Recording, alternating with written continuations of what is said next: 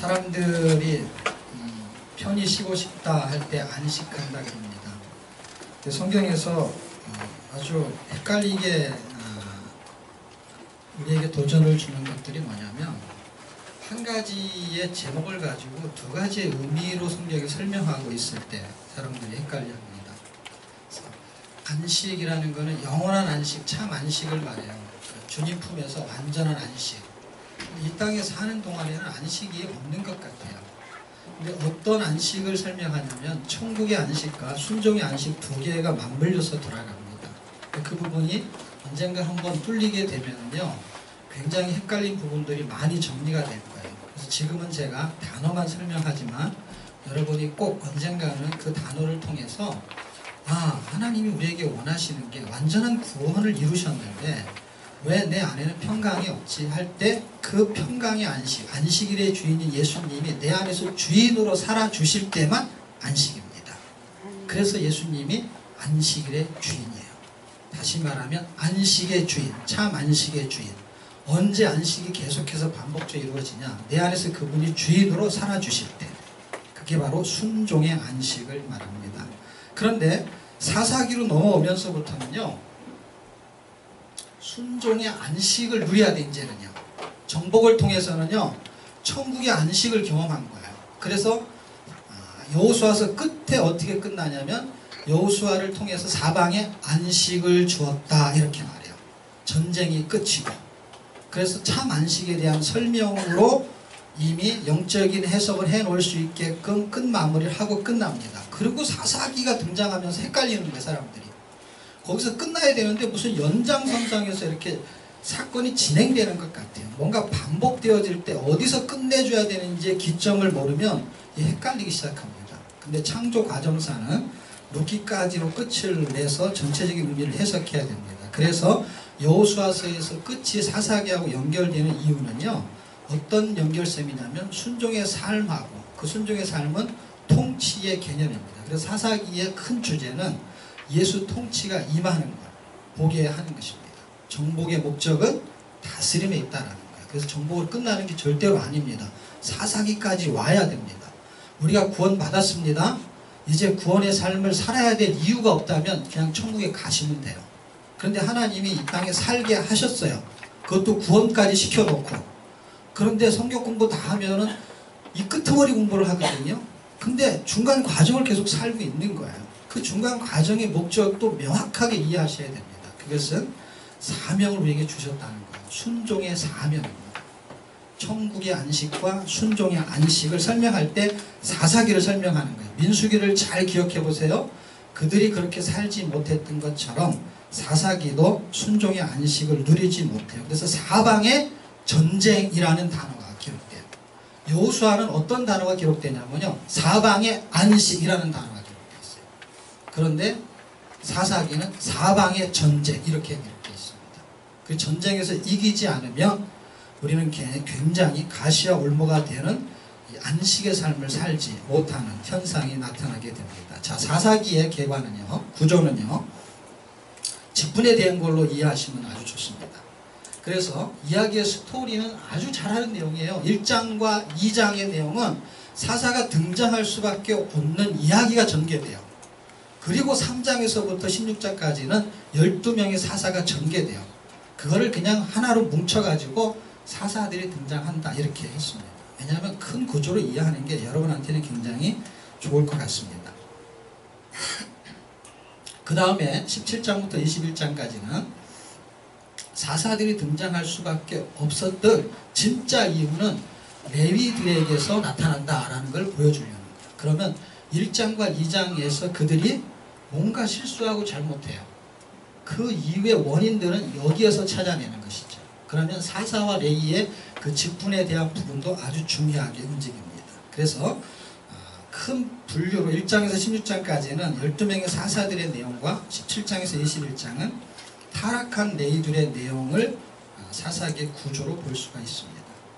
자, 그러면 사사기의 구속사는 어떻게 흘러가느냐? 사사기의 맥은 구속사의 제목을 다루려고 하는 게 목적이었어요. 그래서 여러분들이 사사기 성경마다 맥이 흘러갈 때 그 맥에서는 전체적인 줄거리를 잡는다는 개념보다는 전체적인 흐름 속에서 구속사가 어떻게 흘러가는지를 설명하려는 거예요. 이 사사기 구속사는요, 사사들의 구원 사역을 통해서 사사들이 등장해요. 그래서 7번 반복하는 죄를 짓지만 반대로 7번 반복하는 구원이 일어나요. 그럼 사사들은 계속 구원한단 말이에요. 이 사사들의 구원 사역을 통해서 영원한 구원자 예수 그리스도를 예표하는 게 목적이에요. 이 사사기의 맥은 예수 그리스도가 영원히 구원하시는 분이다 라는 것을 발견해야 합니다.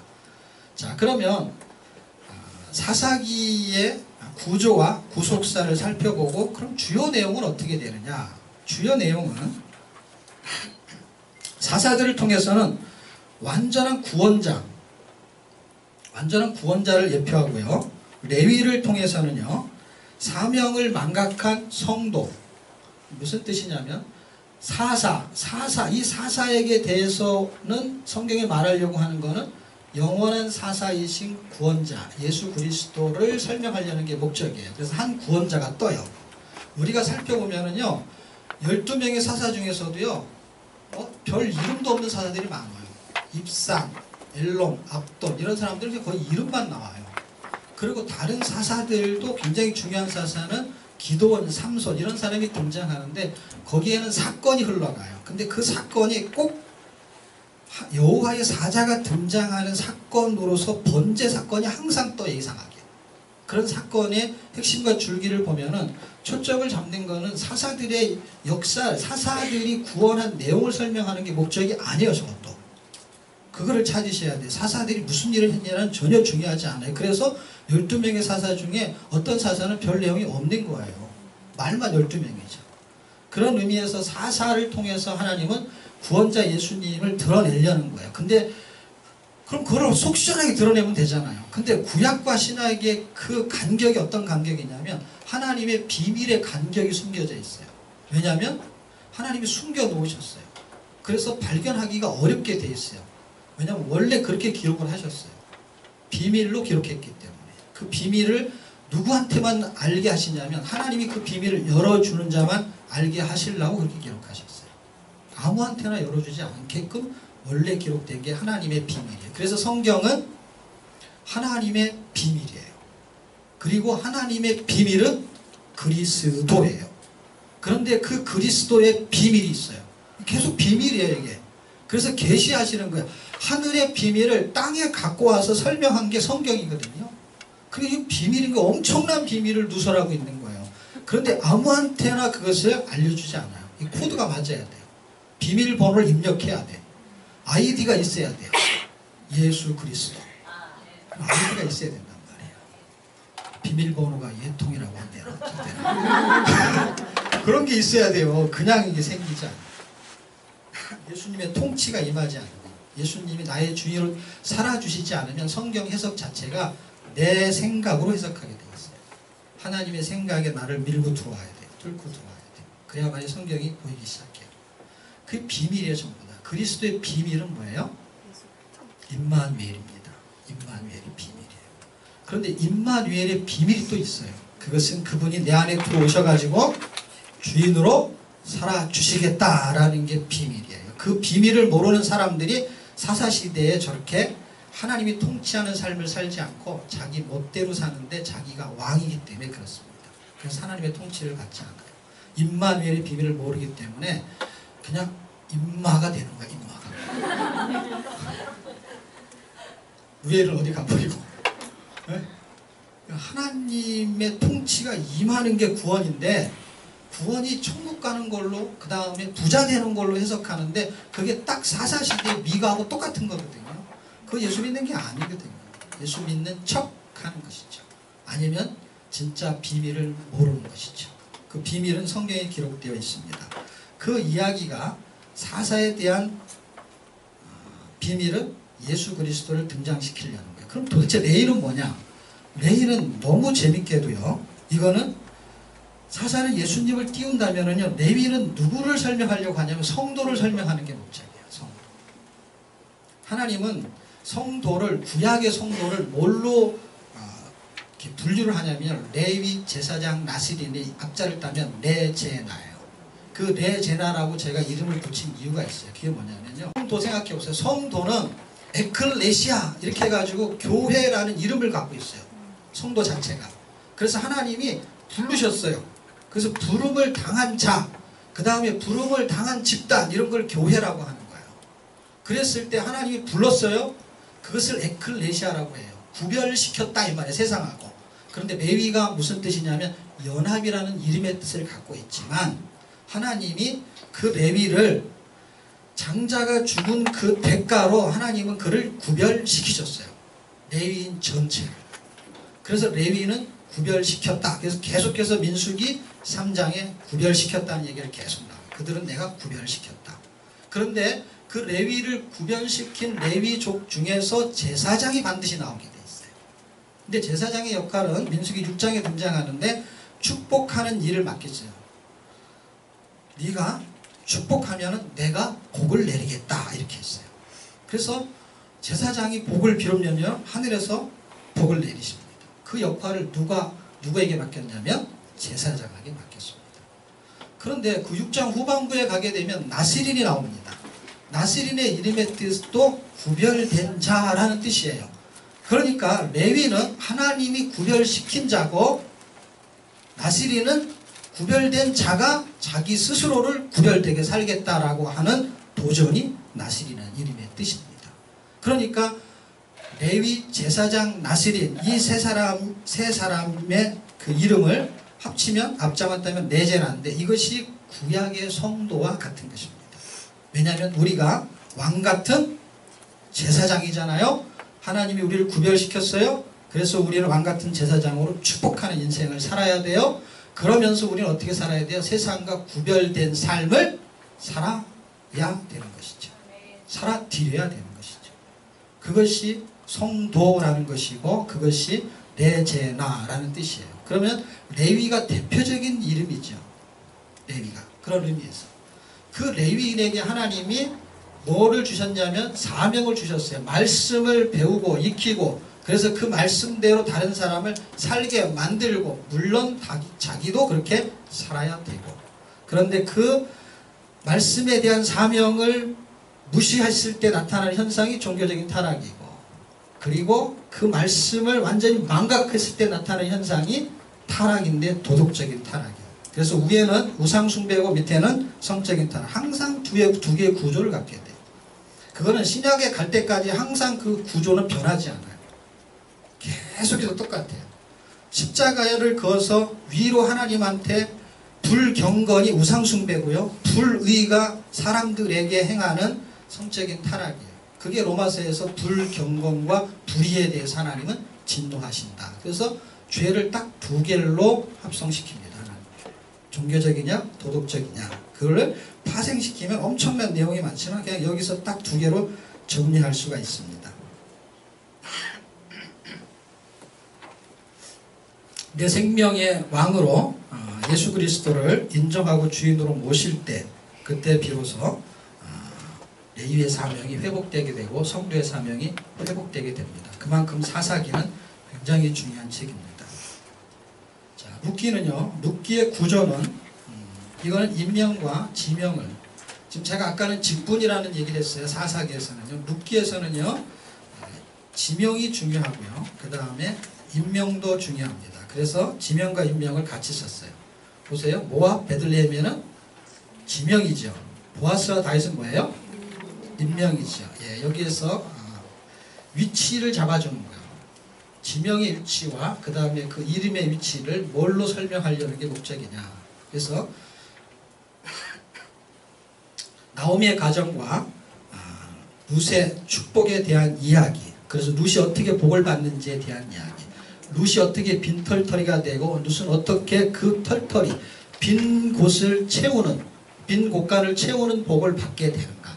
그래서 나오미에는 완전히 마라와 같은 현상이 나타나요. 마라 그러면 쓴 물, 쓰다라는 뜻이에요.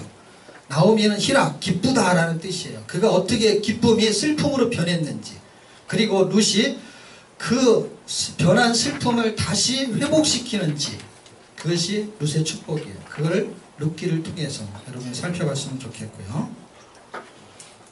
그리고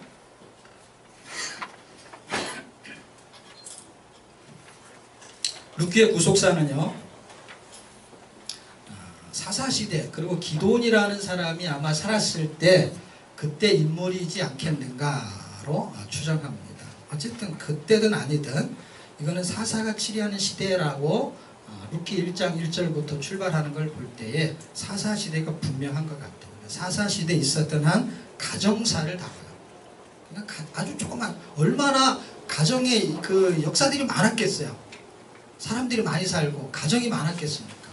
그런데 한 가정사의 이야기가 성경에 들어왔어요.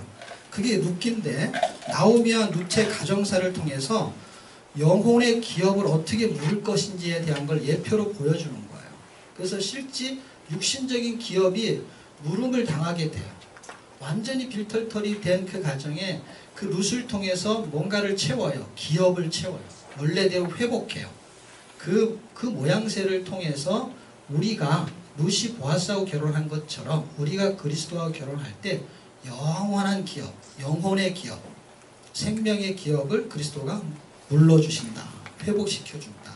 그래서 옛사람의 형상은 날아가고 새사람의 형상, 하나님의 형상으로 회복되는 것. 원래 우리를 만드셨던 그때로 돌려놓겠다라고 하는 게 목적이에요. 창조의 목적을 돌리시는 거예요. 그 부분을 룻기에서 봐야 합니다. 이거는 그냥 시어머니를 공경하는 내용이 전혀 아닙니다. 이것은 어떻게 이방인이 구원받은지에 대한 방법을 설정해 놓은 것입니다.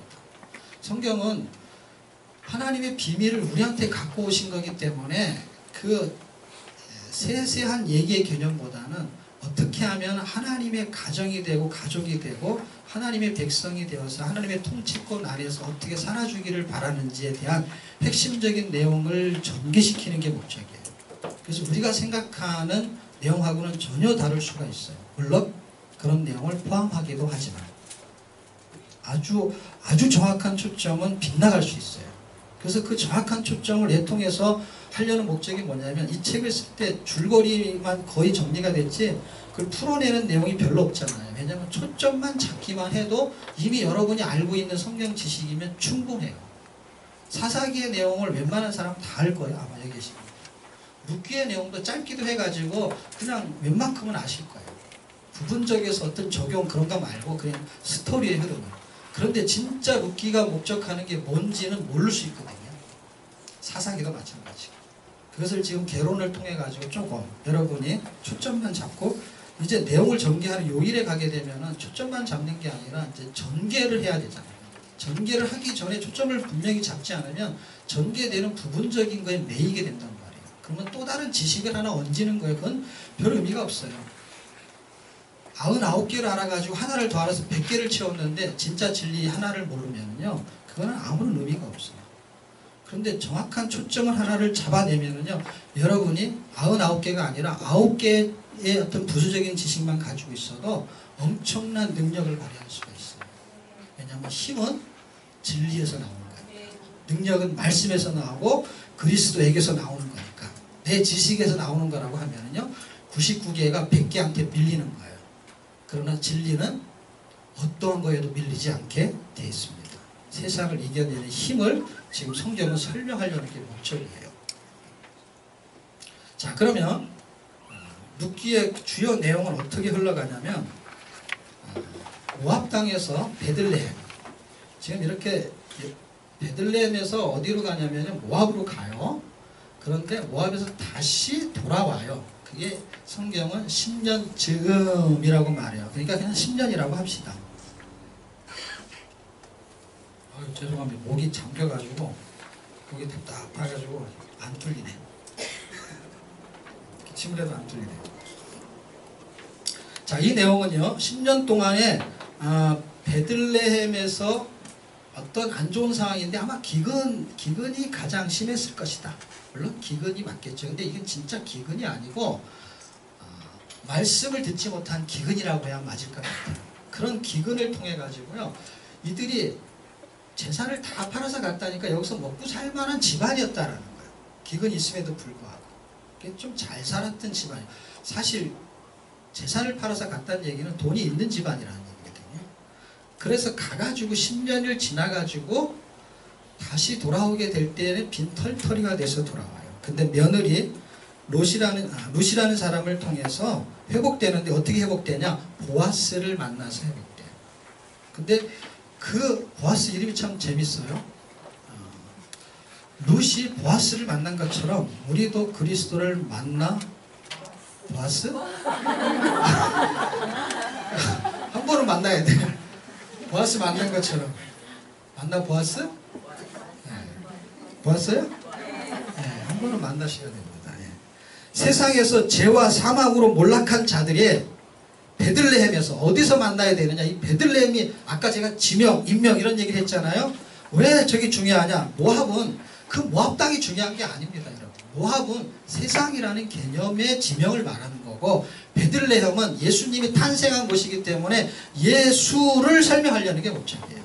모압은 세상을 설명하려는 게 목적이고, 그래서 세상에서 죄와 사망으로 몰락한 자들, 그런 자들이 베들레헴으로 가야 된다는 거예요. 위치를 잡아줘야 되니까. 베들레헴에서 탄생하신 예수를 역사적으로 그리고 개인적으로 반드시 만나야 돼요. 역사적으로는 말씀을 통해서 만나는 거예요. 네. 그분이 성경을 통해서 역사적으로 몇 년 뒤에 오시겠다고 했는데 정말 왔고, 그리고 그분이 어떻게 사셨다가 어떻게 죽으셨고 어떻게 부활하셨고 하는 것이 역사적인 예수를 만나는 거예요. 반드시 만나셔야 돼요. 그런데 그 예수를 개인적으로도 만나셔야 됩니다. 삶에서 만나야 됩니다. 그때 완전한 회복이 일어나게 되어 있습니다. 여러분, 예수 통독을 통해서 용사의 삶을 살아내시면 영혼이 회복될 줄 믿습니다. 자, 오늘 좀 진도를 빨리 나가야 되는 이유가 4권이에요. 4권. 지난번까지 2권씩 했는데도 헤맸는데 4권. 하여튼 눕기까지는 대충 정리가 됐죠. 그렇죠? 그렇게 어렵지 않고요. 사무엘 상하도 이런 식으로 이제 구조와 구속사와 주요 핵심을 가지고 이제 본문으로 들어가겠는데요. 사무엘 상의 구조는요, 여기도 직분이 되겠죠. 엘리와 사무엘은 직분이에요. 제사장이에요, 둘 다. 그리고 둘 다 사사예요. 12사사에는 들어가지 않은 사사예요. 이 당시 사사는 7.2사사와 이게 싸움을 하는 어떤 전투적인 사사들, 그런 사사들이 있습니다. 그래서 12사사 외에 이런 사람들도 사사라고 말을 합니다. 그래서 그렇지만 이 사람들의 대표적인 직분은 제사장이죠. 그런데 이 제사장의 가정사가 1장의 7장에서는 사사시대를 완전히 정리하는 과도기로 지나가요. 과도기로. 그리고 8장서부터는 본격적으로 왕을 요구하게 돼요. 그 왕이 완전히 기름 부음을 받는 건 10장이에요. 그런데 이제 왕의 조짐이 8장부터 움직이게 되니까 8장으로 끊어놓게 된 것입니다. 이때 사울과 다윗도 직분이 있어요. 그렇죠? 위에는 직분이 뭐라 그랬죠? 제사장. 그렇죠? 밑에는 한 글자예요. 왕이에요. 그 직분을 가지고 이 사람들이 사람이 택한 왕이냐 하나님이 택한 왕이냐 해서 어떤 왕을 이냐의 기준을 여기서 설정하게 됩니다. 이렇게 1장과 7장, 8장과 31장에 진행되는 이야기를 통해서 왕과 하나님이냐 사람이냐 누가 왕을 택했냐 하는 기준을 잡아주시고요. 그리고 사무엘상의 구속사는 이제 깃발이 내려오죠. 신정시대는. 그리고 왕국시대는 깃발이 올라가죠. 왕국시대, 왕정시대 단어는 같은 뜻으로 이해하시면 돼요. 왕정이라는 거는 왕이 통치하는 정치 개념할 때 정자를 붙이는 거고요. 왕국은 나라의 개념이에요. 그러니까 다 똑같은 말이에요. 왕국에서 왕정, 왕이 통치하면 왕정시대. 왕국시대는 어차피 왕정시대. 같은 말로 단어를 좀 이렇게 헷갈리게 표기된 경우가 있어요. 제가 쓰다 보니까 어떨 때는 왕국시대, 어떨 때는 왕정시대 이렇게 했더라고요. 통일했어야 되는데 그래서 같은 의미로 이해해 주시면 좋을 것 같아요. 삼손이라는 이름을 집어넣은 거는요, 이제 마지막 사사이기 때문에 사사의 이름으로 삼손을 집어넣은 거예요. 사실은 삼손이 마지막은 아니거든요. 그렇지만 일단은 대표적인 인물로 삼손이 12사사의 마지막으로 이름을 집어넣고 삼손의 시대가 끝나요. 이제 그 시대가 끝나면서 무슨 시대가 오냐면 왕정시대가 오는데, 이건 뭘 얘기하냐면 레위를 통해 가지고 하나님께서는 말씀을 통해서 통치하는 시대가 신정시대예요. 그 신성시대가 내려와요. 그러면서 왕을 통해서 통치하는 왕성시대가 올라가야 할 때 그 왕이 누구냐는 다윗을 통해서 하나님 예수 그리스도를 예표하니까 만왕의 왕 예수 그리스도를 통해서 통치하시는 메시아 왕국의 모형으로 설명하려는 게 목적이에요. 사무엘상. 그래서 사무엘상의 구속사는 다윗을 통해서 만왕의 왕 예수 그리스도를 예표하는 게 사무엘상의 구속사입니다. 자, 그리고 주요 내용은 반복적이에요. 계속 개관하는 거, 맥을 잡는 거, 그 다음에 여기서 요점 정리하는 거가 사실은 계속 반복되는 거예요. 반복되면서 여러분들이 정리를 여러분 것으로 정리가 되었으면 좋겠습니다. 자, 여기에서 중요한 거는 엘리는 사사시대는 어떤 시대였냐면 마지막 21장에 보시면 왕이 없어가지고 소견이 옳은 대로 행하였더라 이렇게 했어요. 그런데 정말로 이게 사무엘상에 와가지고 엘리의 가정에서도요 자기의 소견이 옳은 대로 살아요. 엘리만 그렇게 사는 게 아니라 엘리의 아들들도 그렇게 살아요. 그리고 자기의 소견이 옳은 대로 언약궤를 가져가면 이기겠지 이렇게 자기 마음대로 생각해요. 그리고 자기 마음대로 여호와의 제사를 무시해요. 그리고 자기 멋대로 제사를 하나님께 올려드리는 제사장의 역할을 해야 되는데 자기가 먹고 싶은 고기가 있으면 먼저 띄워 먹어요. 그래서 여호와의 제사를 무시한 자들, 소견이 옳은 대로 행하는 사건들이 앞부분에 등장해요. 그러면서 사무엘하고 대조적인 역할은 뭐냐면 사무엘은 말씀에 옳은 대로 행해요. 그것이 아주 중요한 내용으로 전개됩니다. 자, 그래서 여호와의 제사를 멸시한 엘리와 그 다음에 주께 소망을 둘 수밖에 없는 엘가나의 가정이 대조적으로 등장하고요. 여기서 사울의 옛사람과 그리고 다윗의 새사람을 대조적으로 볼 수 있습니다. 그래서 사울을 통해서는 나의 모습을 볼 수 있고요. 다윗을 통해서는 예수 그리스도의 전형적인 모습을 볼 수가 있습니다. 주께 우리가 소망을 둘 때 그때 나는 죽고 예수가 살아주시는 은혜가 있을 줄 믿습니다. 여러분이 우리가 하는 이 예통을 통해서 말씀에 옳은 대로 사시기를 축복합니다. 자, 사무엘하는요 구조가 여기도 뭐가 임명, 지명, 직분 중에 뭐가 떠야 되겠죠? 지명이 있고요. 그렇죠? 그 다음에 임명이 있다면 다윗이죠. 그렇죠? 다윗 한 명이지만 다윗. 임명이라는 뜻은 뭐냐면 사람의 어떤 초점을 가지고 예수를 설명하려고 하느냐 할 때 여기서도 지도 공부를 하자는 게 아니에요. 제가 지명 그러면 지도 공부가 아니고요. 그 지역을 통해서 예수 그리스도가 어떻게 움직이시느냐를 설명하려는 거예요. 이 예통은 역사의 흐름 속에서 지명을 공부하는 게 목적이 아니에요. 그거는 상식적인 공부를 하시면 되고 제가 설명하려는 지명, 임명의 목적은 그리스도가 어떻게 표현되고 있느냐. 헤브론은 아브라함이 언약한 장소예요. 갈렙이 그 정복시대 때에요. 땅을 차지한 것도 헤브론이에요. 그리고 다윗이 왕이 된 첫 번째 왕이 된 그 위치가 어디냐면 헤브론이에요. 근데 지가 마음대로 가가지고 헤브론에 가서 안가를 쓴 게 아니라 하나님한테 물어봐요. 내가 어디로 갈까요? 하니까 헤브론으로 가라 이렇게 말씀하세요. 그러니까 하나님이 지정한 곳이에요. 저것은. 언약의 개념을 설명하고 그가 어디로 이동하냐면 예루살렘으로 이동해요. 왜 이쪽으로 이동하냐면 예루살렘에서 예수님이 죽으셨거든요. 성전이 거기에 건축되었거든요. 이삭의 번제가 드려진 곳이 이곳이거든요. 그래서 지명을 설명하는 거는 위치는 어딘지 몰라도 상관없어요. 왜냐하면 우리 가본 적도 없잖아요. 물론 가본 적 있는 사람이 있다고 치자고요. 그걸 봤든 안 봤든 상관없어요. 왜냐하면 성경이 우리에게 써졌다는 것은 그 지명을 통해서 예수님을 어떻게 설명하는 게 목적이거든요. 안 가봐도 그곳에서 하나님의 역사하심을 충분히 느낄 수 있게 성경은 기록해 놓았거든요. 자, 그렇게 지명, 임명이 흘러가게 됩니다. 이 괴관을 통해서는 위치를 잡아주는 거예요. 그래서 헤브론과 예루살렘을 통해서 다윗의 왕권이 완전하게 확립이 되게 됩니다. 그 과정을 보여주고요. 그리고 11장에서 24장까지는 다윗의 왕권의 위기가 와요. 확립이 된 상태에서 그 확립된 것이 무너질 위기가 와요. 그럴 때 하나님께서는 어떻게 회복하시는지 이 모습을 볼 수가 있고요. 자, 사무엘하의 구속사는 다윗이 성전을 마음에 품어요. 그래서 예수의 구속으로 완성될 참 성전을 예표해요.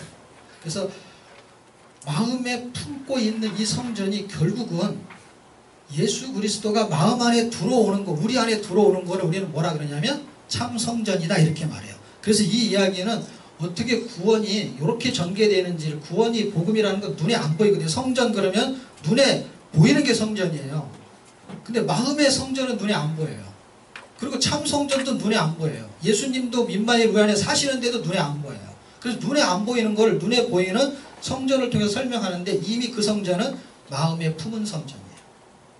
그러니까 이거는 참 성전을 설명하는 게 분명합니다. 그래서 이 우리가 마음의 성전 예수 그리스도 이름을 붙인 것도 지금 성전에 대한 것으로 하나님은 다윗과 언약을 맺어요. 그 구조를 잘 이해하시면 이게 말라기 갈 때까지 다윗의 언약 성전은 굉장한 의미로 전개될 줄 믿습니다. 자, 주요 내용은요. 아까 설명한 대로 헤브론은 아브라함의 언약의 장소고 갈렙의 약속한 땅이고 다윗이 왕이 된 곳이에요.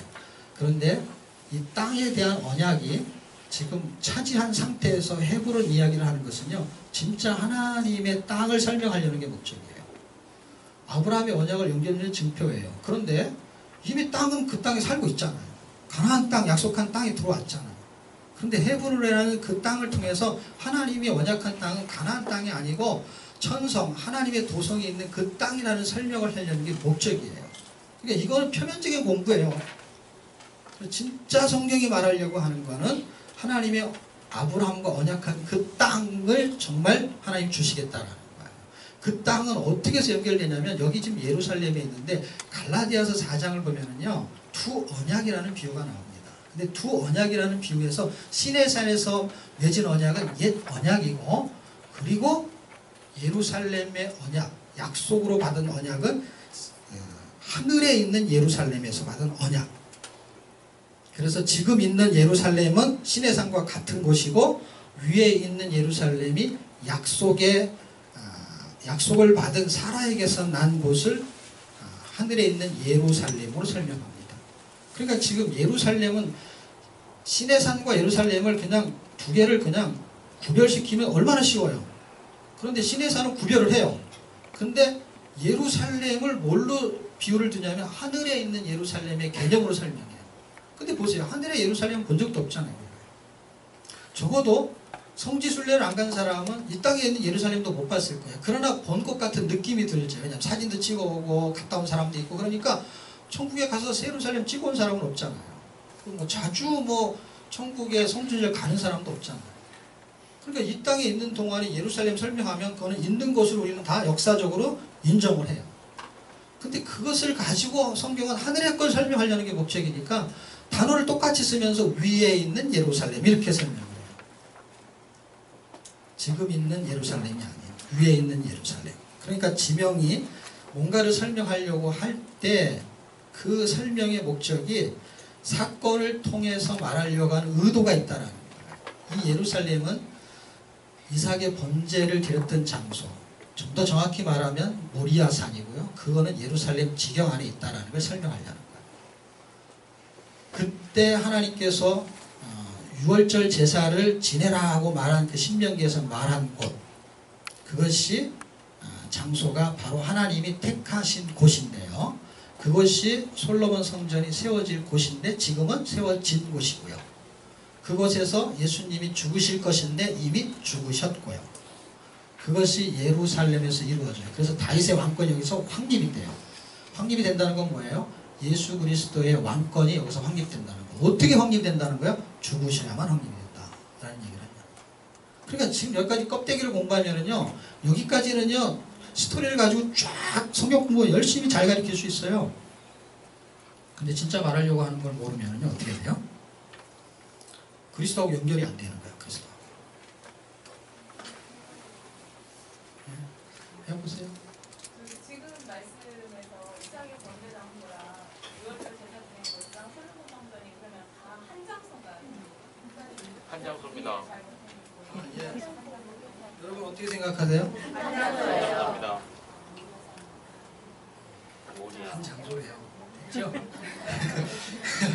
자, 됐죠? 네, 네. 한 장소예요. 거기다가 한 장소라고 쓰세요. 자, 첫째 날 보겠습니다. 다윗의 사무엘 마크를 잘못 눌러봤네. 왜 이게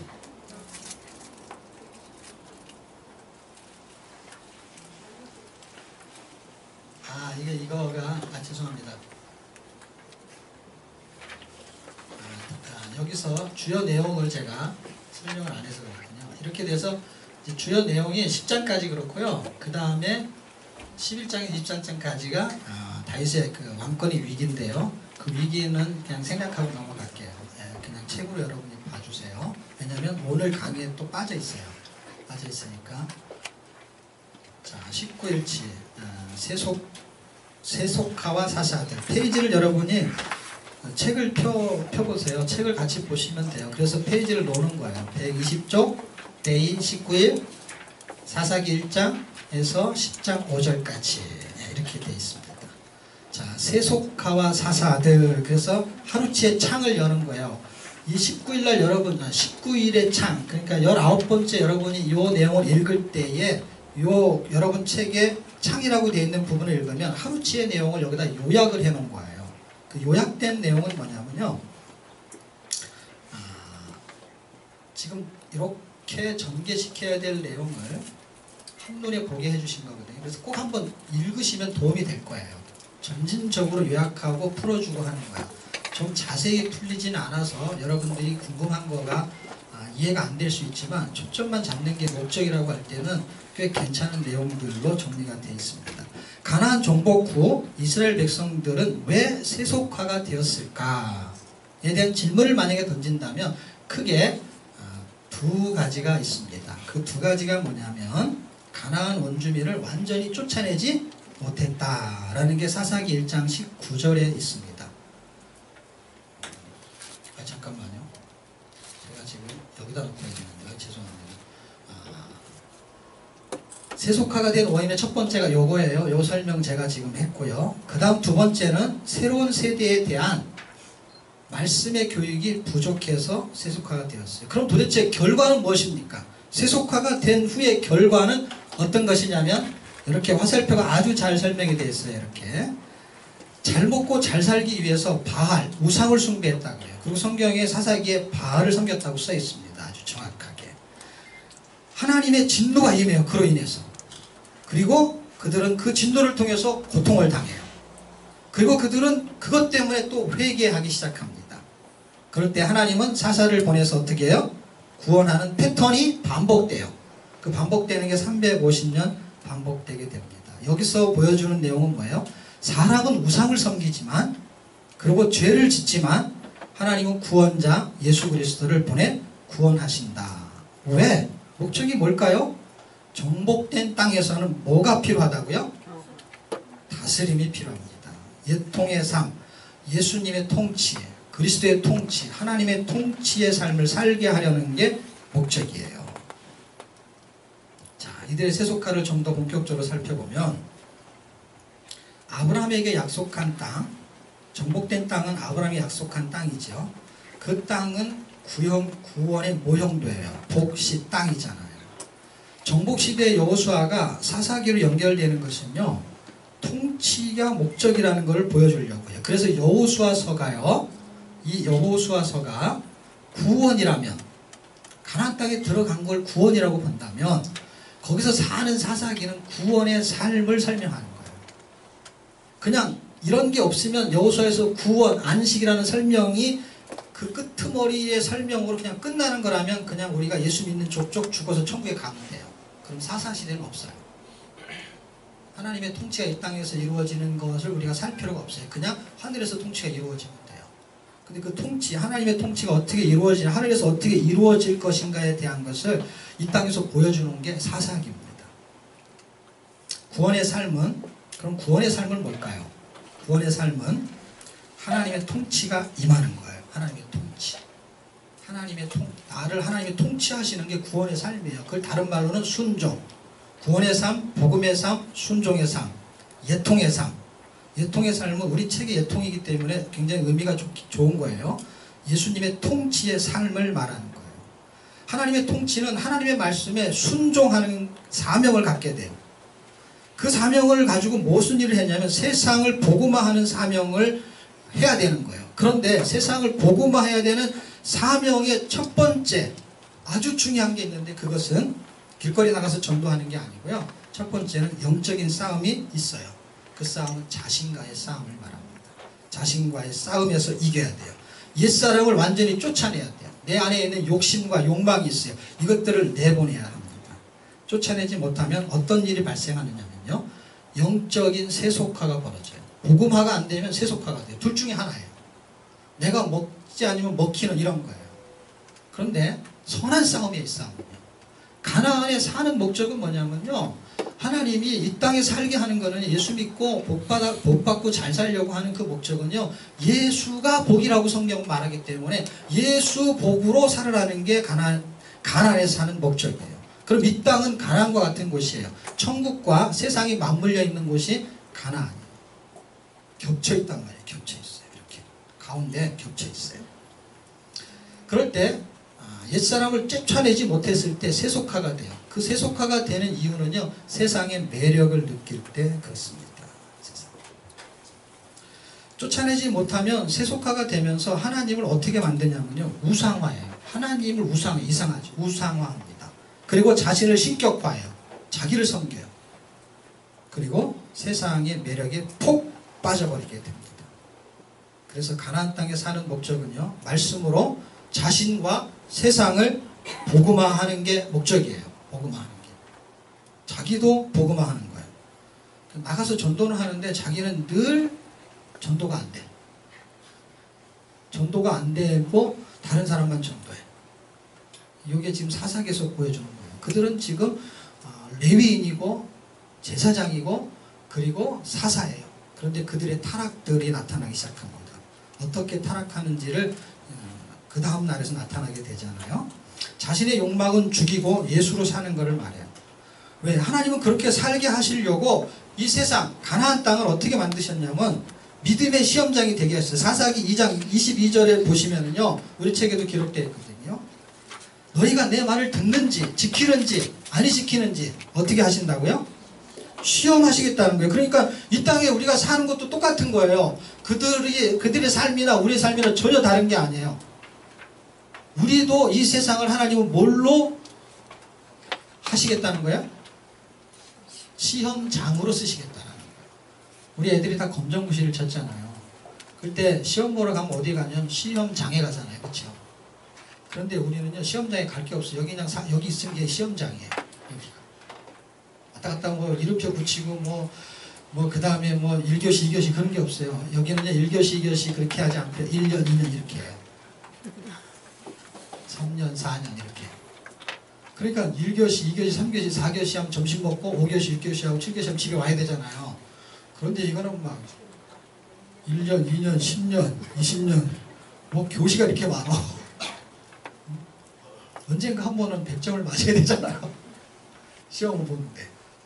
믿음의 시험장입니다. 세상의 시험에서 이기려면 어떻게 해야 되느냐?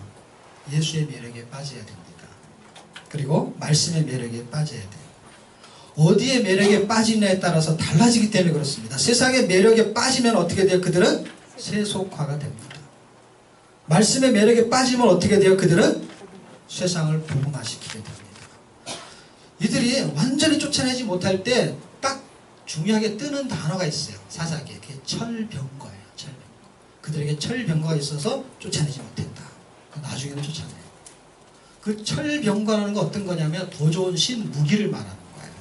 여러분 이런 의미로 해석할 때는 힘이 센 거예요. 그 나는 약한 거예요. 다른 의미로 해석하면요 그건 좋은 거고 나는 나쁜 거예요. 그러면 문화로 말하면은요 철병거는요 군사 문화로 해도요 그 문화는 어떤 거예요? 선진 문화예요. 그렇죠. 막대기 들고 싸우는 문화하고 칼 들고 싸우는 문화하고 전혀 다르잖아요. 문화가 다른 거니까 철병거는요 힘의 개념을 말하지만 어떤 개념? 문화의 개념도 말합니다. 그리고 그것은 매력입니다. 매력적. 세상에 잘 사는 거를 철병거 하나로 다 설명하고 있단 말이에요. 거기는 복식이 많이 나오고 부자가 되고 사업이 잘 되고 이런 걸로 설명하지 않고 철병거로 설명한단 말이에요. 그래서 철병거를 내가 갖고 싶은 거예요. 왜? 그게 있으면 누구를 이길 수 있어요? 또 다른 철병거 있는 사람을 능히 이겨낼 수 있는 거예요. 철병거 없는 사람은 그걸 소유해야 되는 거예요. 그러니까 그걸 쫓아내지 않고 어떻게 해요? 그것을 받아들이기 시작하는 것입니다. 그게 세상의 매력에 빠질 수밖에 없는 건 뭐냐면 말씀과 의도를 가지고는요 너무 힘이 없는 거야. 그러니까 내가 가난한데 저놈이 예수 믿겠어? 내가 지식이 없는데 저 사람이 예수를 믿겠어? 내가 박사를 전도하려고 하는데 나는 대학도 못 나오는데 어떻게 저 사람이 나한테 전도가 될 수 있겠어? 이렇게 생각하는 이상한 생각을 갖고 있는 거예요. 성경은 절대로 그런 얘기하지 않습니다. 부자가 부자를 전도해요? 천만의 말씀이에요. 지난번에 얘기했는지 모르지만 가난한 사람이 기도해서 응답을 받아서 부자가 될 수 있어요. 그러면 잘못된 거 아니에요. 그걸 간증할 수 있어요. 그런데 예수 안 믿고 부자는요 간증이 안 돼 이 사람한테. 그러니까 이거는 부분적인 간증이에요. 그럼 진짜 완전한 간증이 있냐? 있습니다. 내가 아무리 가난해도 부자가 나 때문에 예수 믿을 수 있어요. 어떻게? 내 안에서 예수가 나타나면. 성경은 그걸 전도라고 얘기하고 있거든요. 근데 우리는 그 전도는 안 해요. 그 전도는 안 하고 이미 세상의 매력에 푹 빠져가지고 뭐 누이 좋고 매부 좋고 그런 거죠. 뭐 나도 잘 돼서 좋고 내가 잘 되면 전도할 수 있다고 이렇게 포장을 하는 것입니다. 그건 거짓말이에요. 반드시 거짓말이에요. 왜? 그 사람한테서 예수가 안 나와준다면 거짓말이에요. 나와준다면 거짓말이 아니에요. 왜? 그거는 그 사람은 두 가지를 다 사용해요. 근데 돈은 원하고 지식은 원하는데 예수는 원하지 않으니까 어떻게 해요? 예수로 통치하고 예수로 전도하고 예수로 살아내지 않으니까 어떻게 해요? 그걸로 너도 기도해 그럼 부자 될 수 있어 이렇게 말합니다. 너도 기도해 그러면 예수가 살아주실 거야 이런 말은 못하는 거예요. 왜? 그렇게는 안 되니까. 성경에서 말하는 것은 어디에 매력을 느끼냐에 따라서 달라진다는 것은 세상의 매력을 느끼냐 말씀의 매력을 느끼냐에 따라서 세속하냐 복음하냐의 차이를 갖게 돼요. 그것을 매력으로 제가 설명하고 싶은 것입니다. 우리는 어디에 매력을 느끼십니까? 나의 매력은 무엇입니까? 돈입니까? 실력입니까? 외모입니까? 말씀을 통해 예수의 매력에 빠지시기를 축복합니다. 예통을 통해 용서하는 매력에 빠지시기를 기대해 봅시다. 성도의 매력은 예수여야 합니다. 예수. 고난은 예수의 매력을 보여주는 기회입니다. 인생 사는 동안에 수도 없는 고난이 있어요.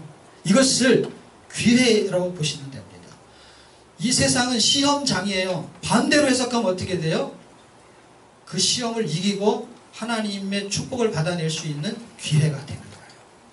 그럼 하나님이 시험장에 놓으셨다고 하면은요, 시험장에 안 들어가면 되는데 시험장 안에 살아요 그냥.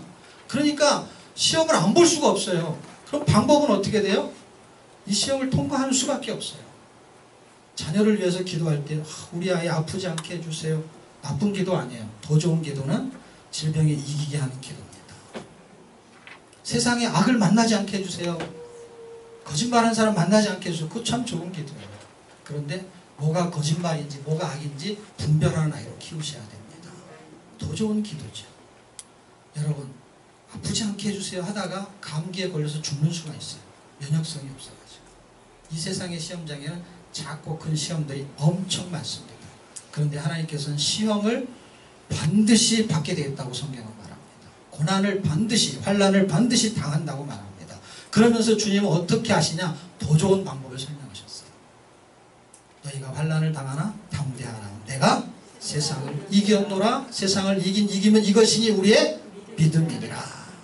요한복음과 요한일서에서 대조 합성어를 통해서 설명하고 계십니다. 여러분은 이렇게 벚꽃이 만발한 시간과 좋은 일주일에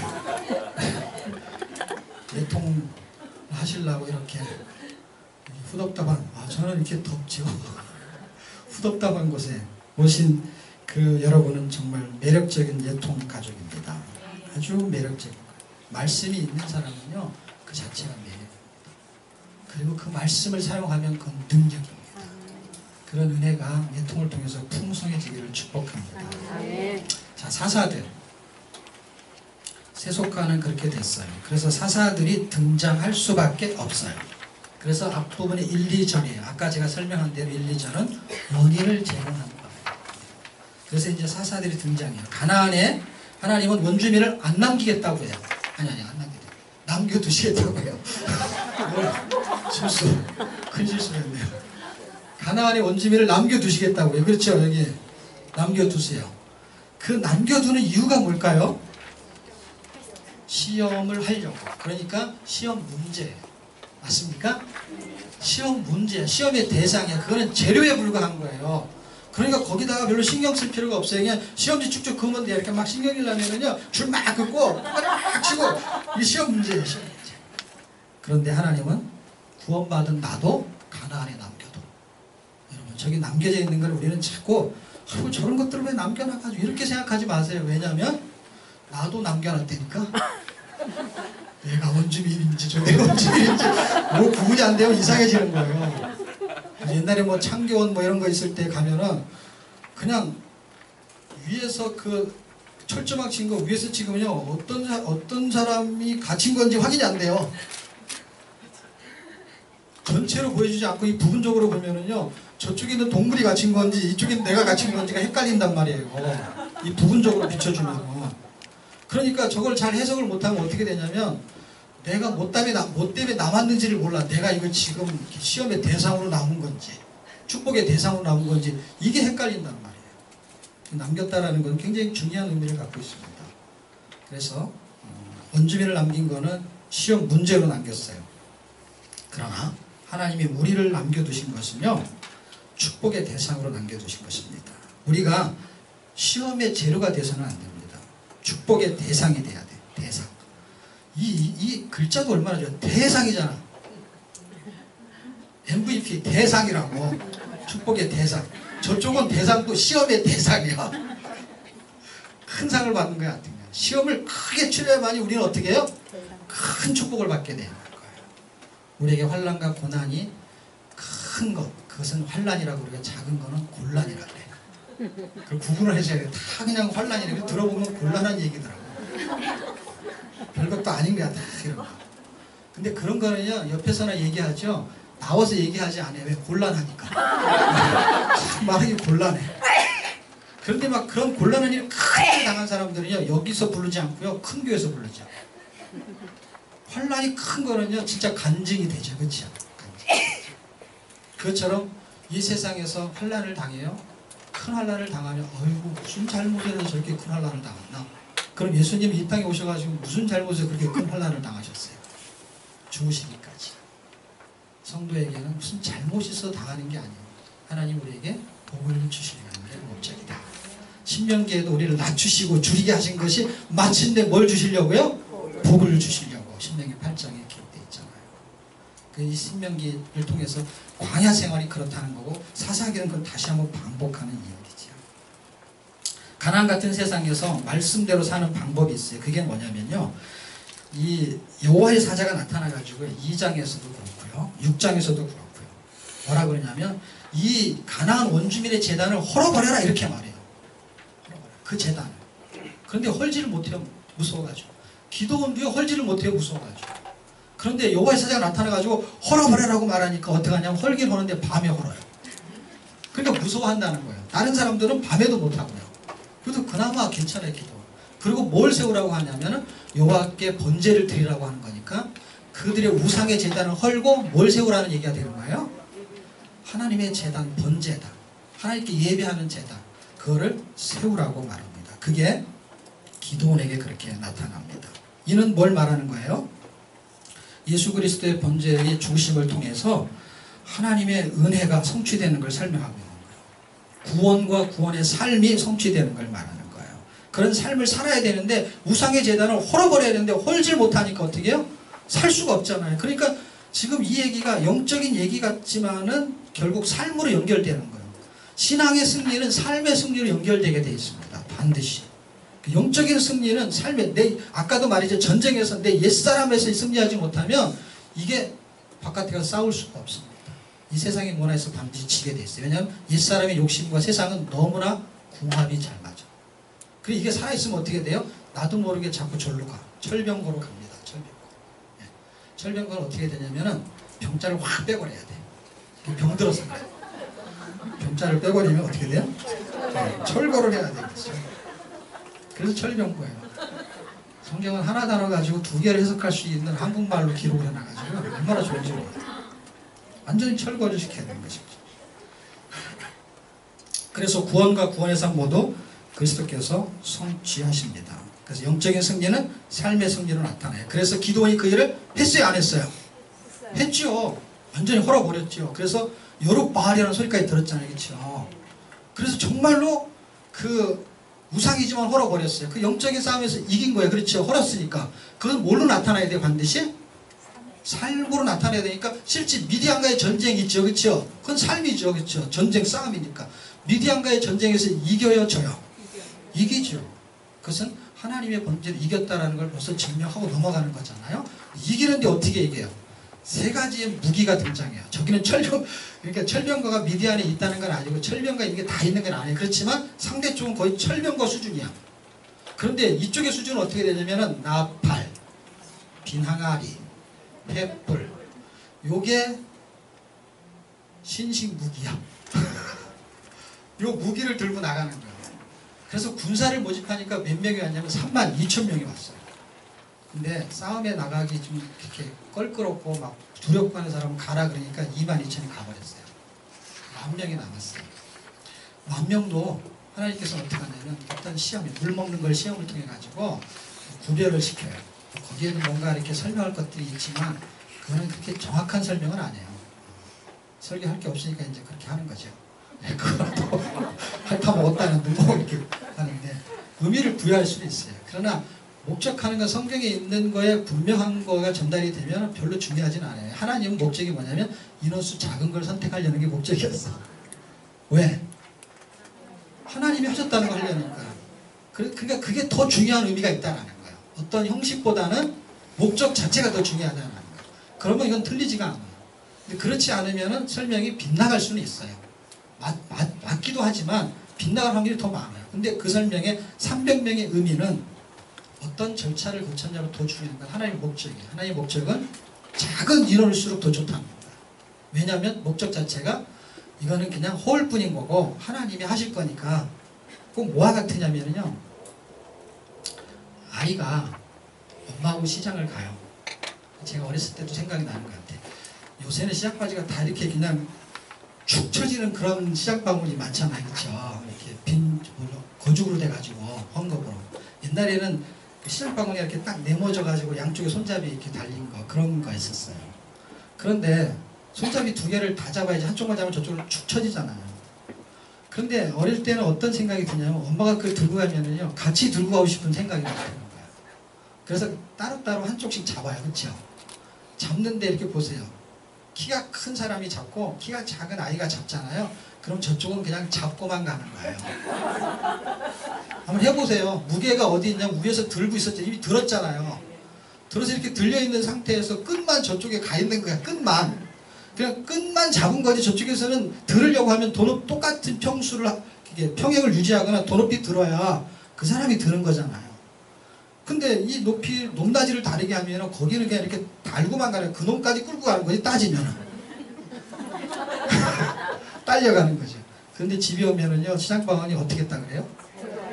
같이 들었다는 얘기도 안 해. 자기가 들고 왔다 그래.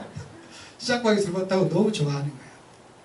300명의 용사는요, 예수님이, 하나님이 만약에 시장바구니를 들었다면요, 그 300명의 용사는 저쪽에 붙어서 끝만 들은 것과 같은 거예요. 그런데 그렇게 설명해서 모르니까 인원수를 줄여서 설명하는 거예요. 왜냐하면 300명 가지고는 절대로 이길 수 없다라는 생각이 드는 인원수가 300명이었다고 생각합니다. 저는. 누가 생각해서? 그 이스라엘 백성들이 생각했을 때 300명이면 절대로 이길 수 없는 숫자야 라고 하는 숫자를 하나님은 만들었을 거예요. 그 숫자가 어쨌든 300명입니다. 그 300명이 무기를 들고 가는데 어떤 무기를 들고 가냐면 아까 말한 그 세 개의 무기를 들고 가요. 근데 전쟁에서 이겨요? 져요? 이긴다. 너무 놀랍지 않습니까? 저는 성경을 읽으면서 너무 놀랍고 신기해요. 그냥 쭉쭉 넘어갈 일이 아니에요.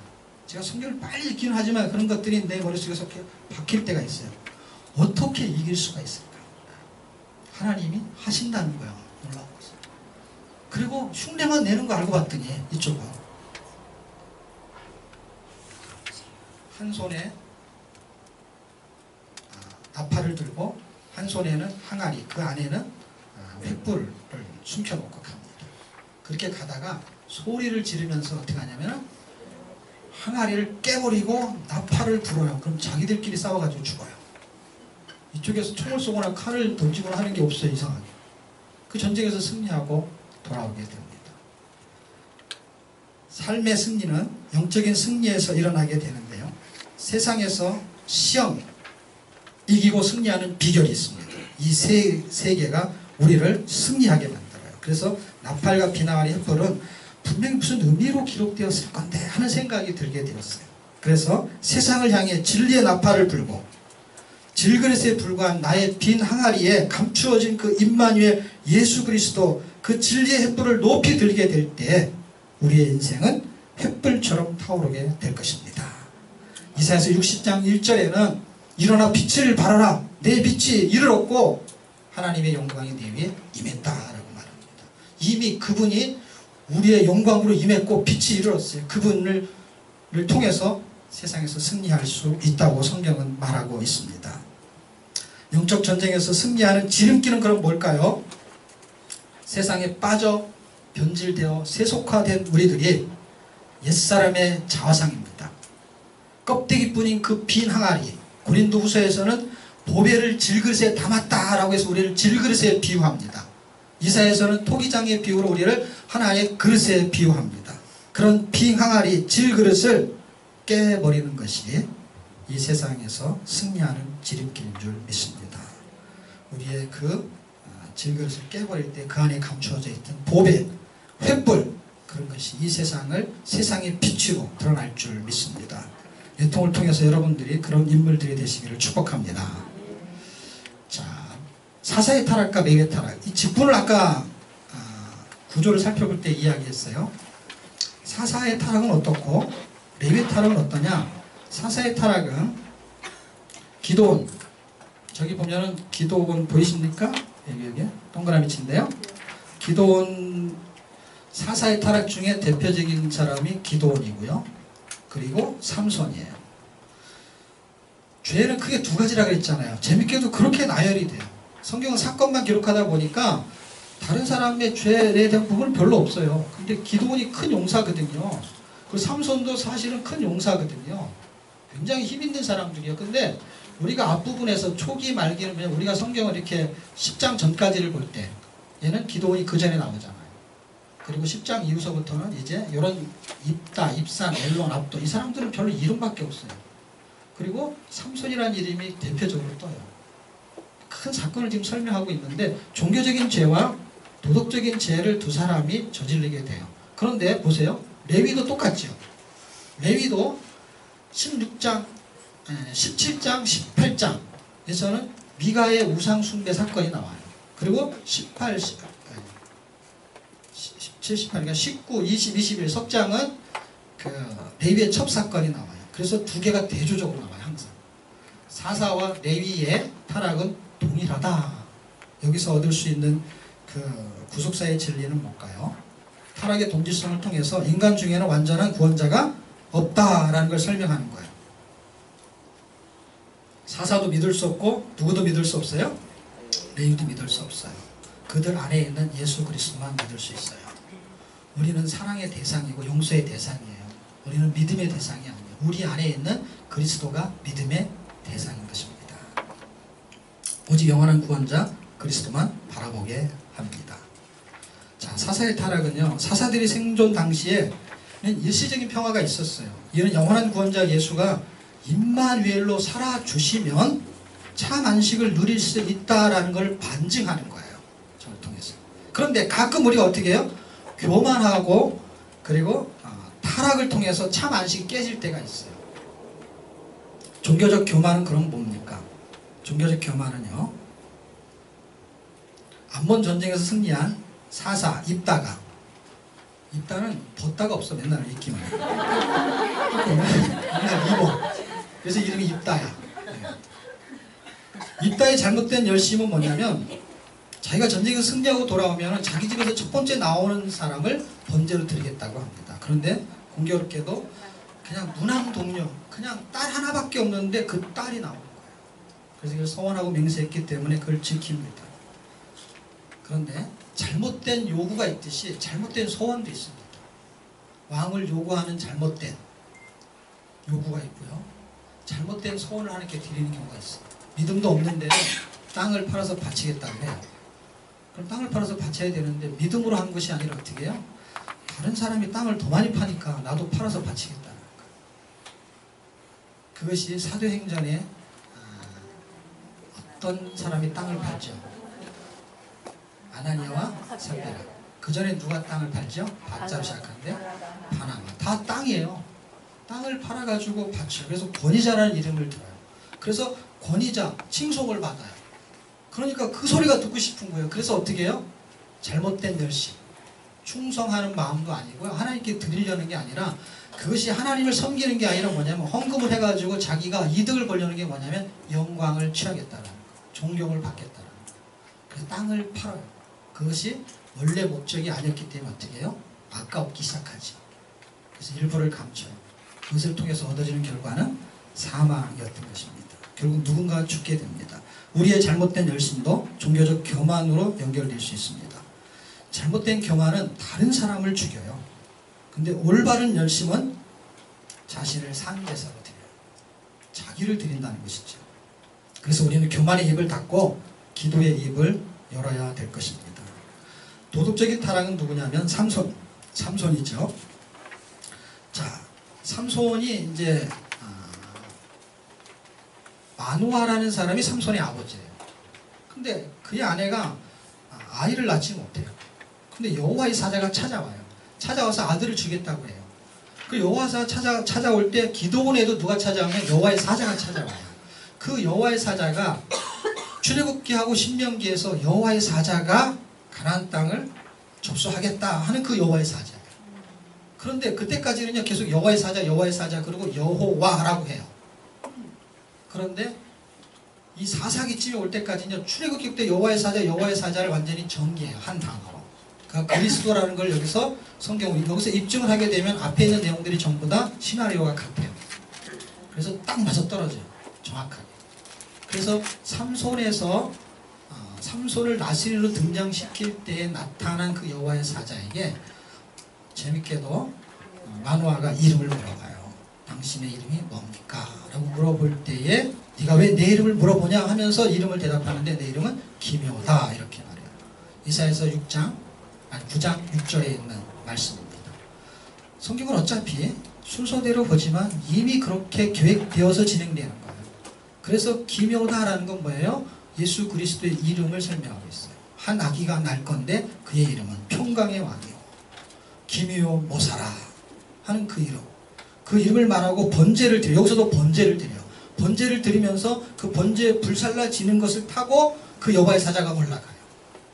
그때 그 사람들이 어떻게 두려워하냐면 우리가 여호와를 봤으니까 죽을까 하노라 이렇게 말해요. 그러니까 하나님을 본 거예요. 하나님의 눈으로 볼 수 있는 것은 그리스도거든요. 성령도 눈으로 볼 수가 없거든요. 왜냐하면 그리스도는 하나님의 형상으로 이 땅에 오셨기 때문에 그리스도를 설명하는 거예요. 그래서 실제 형상을 입고 오신 적이 있는 거예요. 역사 속에서 이렇게 흘러가게 되는 것입니다. 자, 그리스도의 번제 사건을 통해서 출생한 나시린 삼손, 엄청난 사건을 통해서 구원받은 것이 성도예요. 똑같은 거예요. 그런 번제 사건을 통해서 구원이 발생한 것을 어떤 분위기로 보여주는 것처럼 그 예수 그리스도의 십자가의 죽으심을 통해서 우리가 구원이 발생해 그런 엄청난 그런 경험을 한 성도라도 어떤 일이 벌어져요? 세상에 살면서요. 이 세상은 아주 깊숙한 성교지거든요. 세상에 살면서 그 블레셋 여인에게 꼬임에 빠져가지고 그는 틈을 주게 됩니다. 성경은 이렇게 말합니다. 삼손이 나는 블레셋 여자하고 결혼해야 되겠어요. 그러니까 왜 블레셋 여자하고 결혼하냐? 라고 했을 때 하나님의 계획을 성경은 기록해놨어요. 블레셋 여인하고 결혼해가지고 틈을 얻어가지고 블레셋을 제압하고 이스라엘 백성을 구원하려는 게 목적이었다라고 성경은 기록하고 있습니다. 그래서 틈을 얻으려는 게 목적이에요. 그래서 호랑이를 잡으려고 어떤 게 하는 거죠? 호랑이를 끌어내는 게 아니라 자기가 호랑이에 들어가는 거야. 그런데 어떻게 됐냐면 호랑이한테 먹히게 된 사건입니다. 틈을 얻으려고 갔는데 틈을 내줬어요. 틈을. 왜냐하면 세상에 너무 깊은 곳에 들어가서 그 속에 빠지게 됐어요. 세상을 구원해야 될 성도가 세상의 유혹에 빠질 수도 있다라는 걸 설명해 주는 거예요. 삼손이 넘어간 거야. 삼손은 여자를 좋아하나 봐. 그런 게 아니에요. 성경은요, 뭘 설명하냐면 세상에 빠지는 거를 뭐로 보냐면 세상에 간음했다라고 보는 거예요. 야고보서 4장 4절에. 세상하고 간음한 여인들아, 세상하고 벗되고 세상을 사랑하면은 하나님과 원수가 된다 할 때 그거를 간음한 여인들아 이렇게 말해요. 야고보서 4장 4절. 그러면 이 이야기는 단순하게 어떤 여자하고 노라는 이야기를 하려는 게 목적이 아니고 성도가 사사와 같고 레위와 같은 자들이 세상의 깊은 선교지에서 유혹에 빠져서 넘어갈 수 있는 곳이다라는 것을 설명하려고 하는 거예요. 이 세상이 어떤 곳인지를 보라는 얘기입니다. 세상은 깊숙한 선교지, 무슬렘, 아프리카 이런 데가 선교지, 그런 데만이 선교지가 아니라 지금 우리가 살고 있는 이 세상이 아주 깊숙한 선교지입니다. 그렇기 때문에 세상에 사는 것은 세상에 빠질 수 있는 기회도 그런 계기도 되지만 세상을 구원할 기회도 되는 것입니다. 그래서 우리는 세상의 선교지에서 틈을 탈 것이냐 아니면 틈을 줄 것이냐, 이것이 문제로다. 이게 문제예요. 어차피 시험 문제를 내는 거니까 세상은. 내가 틈을 줄 것이냐 아니면 틈을 탈 것이냐. 성도에게 도덕적인 타락은 세상을 사랑하는 것이고 종교적인 타락은 교만한 것입니다. 그래서 이것을 이길 수 있는 방법은 나중 예사, 내가 죽고 예수가 살아주시는 것입니다. 자, 레위의 타락은요, 성도에게 사사는요, 사사와 레위 있어. 그래서 사사와 레위를 통해서 성도가 그 위치를 잡아야 되는데, 성도에게 사사는 어떤 존재냐면 세상과 싸워야 할 외형적인 모습이에요. 그리고 레위는 세상과 싸워서 이길 힘이 축적된 내적인 모습이에요. 그래서 말씀이 내적으로 충만해야만이 세상을 이길 수가 있어요. 그러므로 레위의 타락은 총체적인 타락을 예고하는 거예요. 그러므로 성도의 타락은 세상의 타락을 예고하는 거예요. 걷잡을 수 없이 무너지게 되는 것입니다. 언약을 무시하면 어떤 일이 벌어집니까? 언약 무시, 언약 망각 두 개로 보는 거예요. 언약을 무시하면 어떤 일이 벌어져요? 자신의 소견에 오른 대로 기복주의 신앙이 돼요. 돈을 쫓아가요. 미가가 돈을 받기 위해서요, 어떤 레위인을 한 명을 제사장으로 써요. 근데 그 레위인은 더 많은 돈을 얻기 위해서 큰 교회로 이동해가지고, 그렇죠? 한 가정에 내가 제사장으로 있으면서 받는 월급과 한 지파의 제사장으로 있는 월급을 계산한 거예요. 그래서 야, 내가 이렇게 있느니 차라리 농촌에서 목회하느니 서울에 있는 데로 가서 목회해야 되겠다. 그래서 단지파가 제안을 하니까 얼른 가요. 근데 그게 좋은 제안이 아니라 안 오면 죽을 것 같아서 가요. 협박도 있고요. 또 하나는 자기도 협박을 안 해도 가고 싶은데 잘 되지. 맞물려 갔던 것이죠. 언약을 무시하게 되면 기복적인 신앙에 빠지게 되고, 언약을 망각하면은 쾌락적인 신앙으로 빠지게 되는 것입니다. 그래서 자기의 소견에 옳은 대로 살아서 잘 살기 위해서 하나님을 이용해요. 우상으로. 잘 먹고 잘 사는 거예요. 목적이. 언약을 망각하면은요, 어떤 일이 벌어져요? 말씀을 따라 살지 않고 육신의 쾌락을 따라 살아요. 그래서 더 많이 먹어야 되고 더 많이 입어야 되고 더 즐겨야 돼요. 그러나 언약 안에 사는 자는, 레위는요 언약을 체결해요. 하나님을 배경하고. 그래서 언약 안에 사는 자는 어떤 자냐 할 때 그는 하나님을 위해 자신을 이용해요. 자신을 드려요. 그리고 자식의 생각을 버리고 예수로 살아요. 사사기, 이렇게 해서 사사기가 끝나요. 사사기 생각해 보세요. 사사기가요 이제는 다른 번역본에서 바뀌어요. 판관기 이런 식으로 바뀌거든요. 재판을 한다는 뜻이거든요. 근데 사사기는 스승사 뭐 이런 사자잖아요. 선비사. 그러니까 의미가 약간 약하다고 해가지고 판관기 이렇게 바뀌어요. 그렇게 바꿀 바에 그냥 사사기를 중국사자로 두 개로 붙이는 게 좋을 것 같아요. 사사기. 그래서 그걸 한국말로 하면은 사사기를 창세기, 출애굽기, 레위기, 민수기, 신명기, 여호수아, 죽이기. 그래서 사사기는 사자가 두 개니까 두 개를 죽여야 돼요. 어떤 걸 죽여야 되냐면 하나는 기복적인 신앙을 죽이고요. 또 하나는 쾌락적인 신앙을 죽이는 거예요. 그것이 진짜 사사기예요. 사사기는 죽이기야. 나의 옛사람을 죽이기. 사사기, 여러분 성경책에다 사사기 지우고 죽이기라고 쓰세요. 죽이기.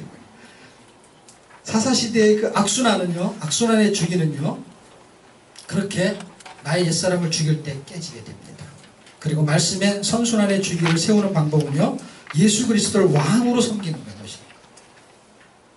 그래야만이 속에는 오른 대로 살지 않고 말씀에 오른 대로 살게 될 것입니다. 그러면 용서하고 사랑하고 축복하고 감사하는 옛통의 주기가 생길 줄 믿습니다. 그런 사이클이 돌아가야 될 것입니다. 자, 룻으로 가보겠습니다. 룻기에서 우리가 얘기해야 될 부분에는 룻기와 사무엘 앞부분을 같이 읽게 됩니다. 룻은 모압 여인이고요, 사무엘은 이스라엘 백성이에요. 이방 여인이 어떻게 하나님의 백성이 되는가에 대한 이야기를 하고 있고요, 사무엘은 그리스도의 직분에 대한 이야기를 해줘요. 그리스도라는 것은 왕, 제사장, 선지자, 그리스도, 기름 부음을 받은 자라는 그 헬라의 뜻입니다. 그럴 때 사사가 전투시울, 사사가 거의 전투를 지휘하는 왕의 역할을 해요. 그리고 제사장으로 백성들의 문제를 하나님께 가져가요. 그리고 선지자의 위치에서 하나님이 말씀하시는 소리를 전해줘요. 그래서 세 가지 역할을 사무엘이 했어요. 이거는 나중에 그리스도가 해야 될 사역을 예표하는 것이고요. 모압 여인이 다윗의 증조모가 돼요. 그것은 어떤 의미를 설명하려고 하는 거냐면 이방인이 어떻게 구원받는지를 설명하려는 거예요. 이방인도 구원받을 수 있다. 하나님의 족보에 들어올 수 있다. 예수의 족보에 들어올 수 있다. 라는 설명을 하는 것입니다. 자, 룻기로 이제 들어가면 룻기의 시대적인 상황은 어떠냐면은 룻기 1장 1절에 사사가 치리하는 시기다. 근데 사사가 치리한 시기만이 아니라 그 정치적이고 그리고 도덕적이고 종교적으로 어떤 시기였냐 할 때 그때는 기준이 없는 아주 혼란한 시기였습니다. 그러니까 이렇게 살든 저렇게 살든 뭐가 맞는지를 내가 헷갈리는 거예요. 너무 정보가 많으면은요, 도대체 무슨 약을 먹어야 나을 수 있는지, 그런 건 약이 없다 그래요. 여러분, 저희 집사람이 당뇨에 걸려갖고 막 이 약도 먹고 저 약도 먹고 그러는데 사람들이 당뇨에 걸렸다 그러면요, 이거 먹으면 난다 저거 먹으면 난다 하는데 전부 다 다른 얘기를 해요. 그럼 5만 가지의 약이 있어요, 당뇨에는. 그럼 반대로 무슨 뜻이냐면요, 약이 없다라고 말합니다. 그렇고요, 사사시대는 이 룻기가 사사시대거든요. 이 시대, 룻이 살았던 이 시대는요, 약이 없는 시대예요. 약발이 안 맥혀요. 기준이 없는 시대예요. 기준이 없죠. 이런 시대는요, 어떻게 사냐? 자기의 소견에 옳은 대로 살아요. 이런 시대에 하나님의 계획이 있어요. 하나님의 계획은 무엇이냐 할 때 첫 번째, 목숨을 비우게 합니다. 자, 보세요. 풍족했는데 빈털터리가 돼요. 이 빈털터리를 설명하려고 하는 거예요. 목숨을 비우게 해요. 그래서 3명의 남자가 그냥 목숨을 비워요. 다 죽어요. 그 다음에 빈털터리인데 재산을 팔아서 갔다가 돌아올 때는 완전히 기업을 누르지 않으면 거지가 돼요. 그러니까 재산을 비우게 하세요. 그리고 10년 만에 다시 베들레헴으로 돌아와요. 무엇을 비우게 하냐면 생각을 비우게 하십니다. 왜? 하나님은 말씀이 오른 대로 살게 하시려고. 인생의 쓴맛을 경험하지 않은 자는요, 말씀의 단맛을 느낄 수가 없습니다. 죽음을 경험해보지 않은 자는요, 생명의 귀중함을 몰라요. 가난을 경험하지 않은 자는 물질의 소중함을 몰라요. 질병에 걸려보지 않는 자는요, 건강이 얼마나 소중하다는 것을 이해할 수가 없습니다. 우리는 어디에 있습니까?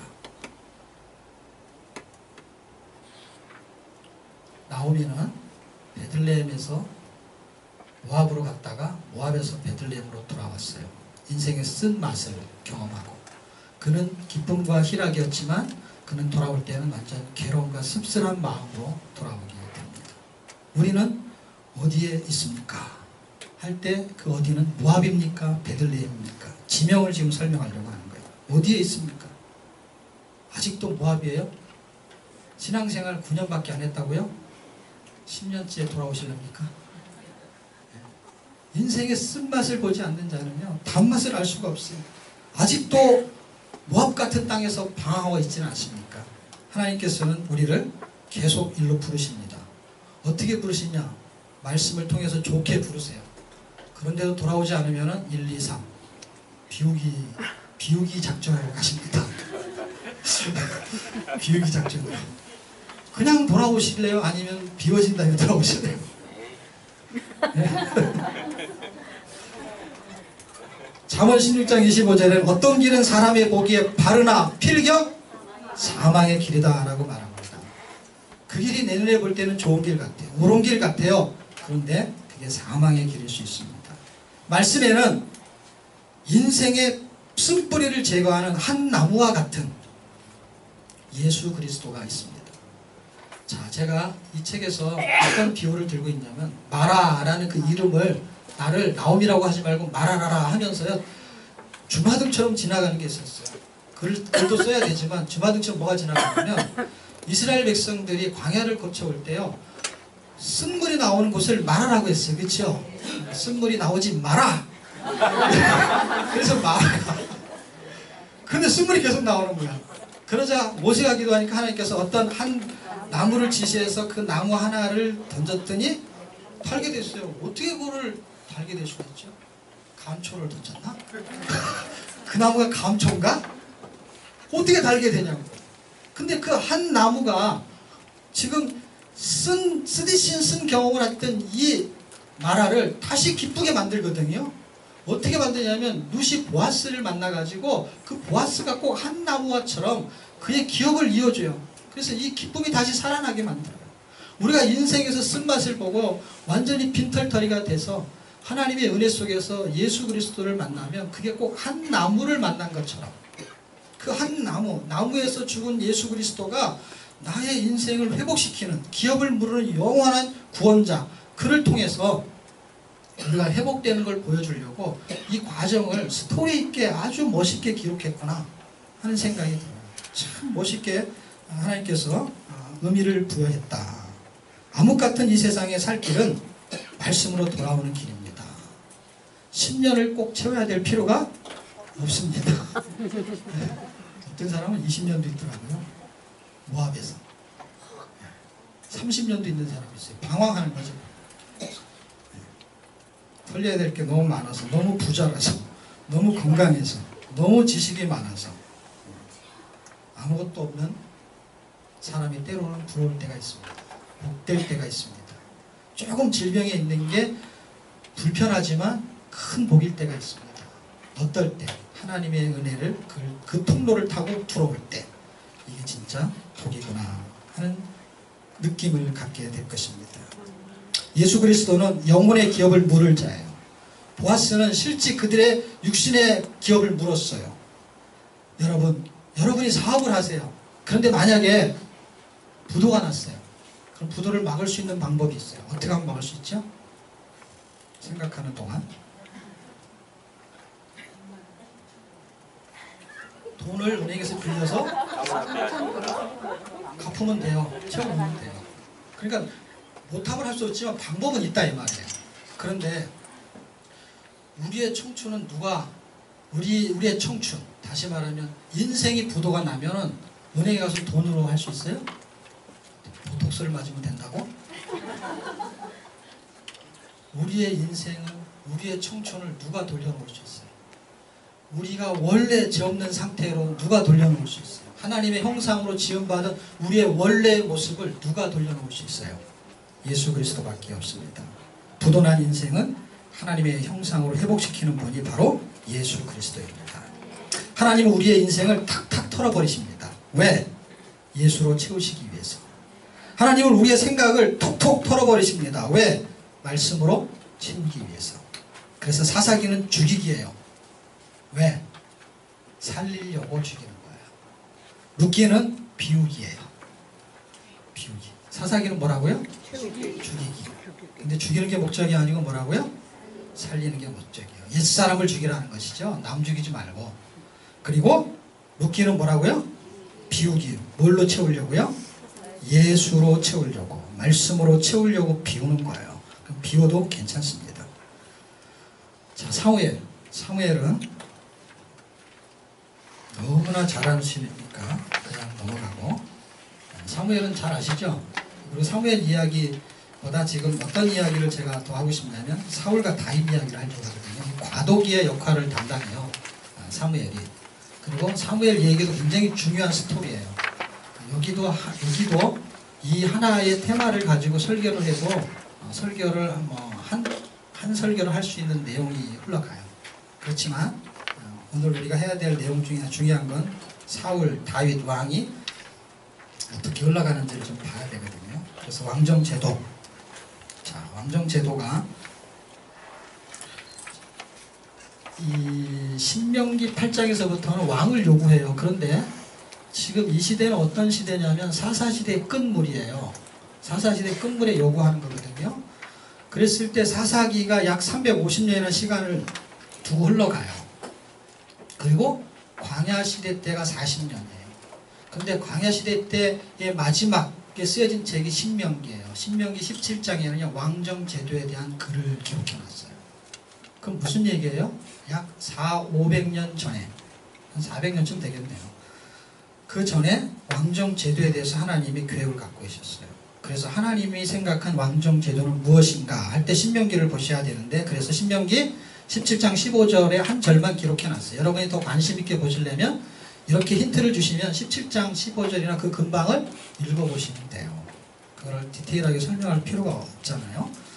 신명기에서 하나님이 택하신, 신명기에서는 하나님이 택하신 자를 왕으로 세우는 게 하나님이 생각한 왕정제도예요. 그러니까 하나님이 택해야만이 그게 왕이라는 거야. 근데 진짜 하나님이 택하신 왕은 예수 그리스도거든요. 그러니까 하나님이 택한 다윗은 예수 그리스도를 예표하는 게 되는 것입니다. 그런데 왜 하나님은 당신이 택한 자를 왕으로 세우려고 하느냐 할 때 목적이 있어요. 그것은 메시아 왕국, 하나님이 통치하는 나라를 세우려는 게 목적이에요. 그런데 사람이 생각한 왕정제도는 달라요.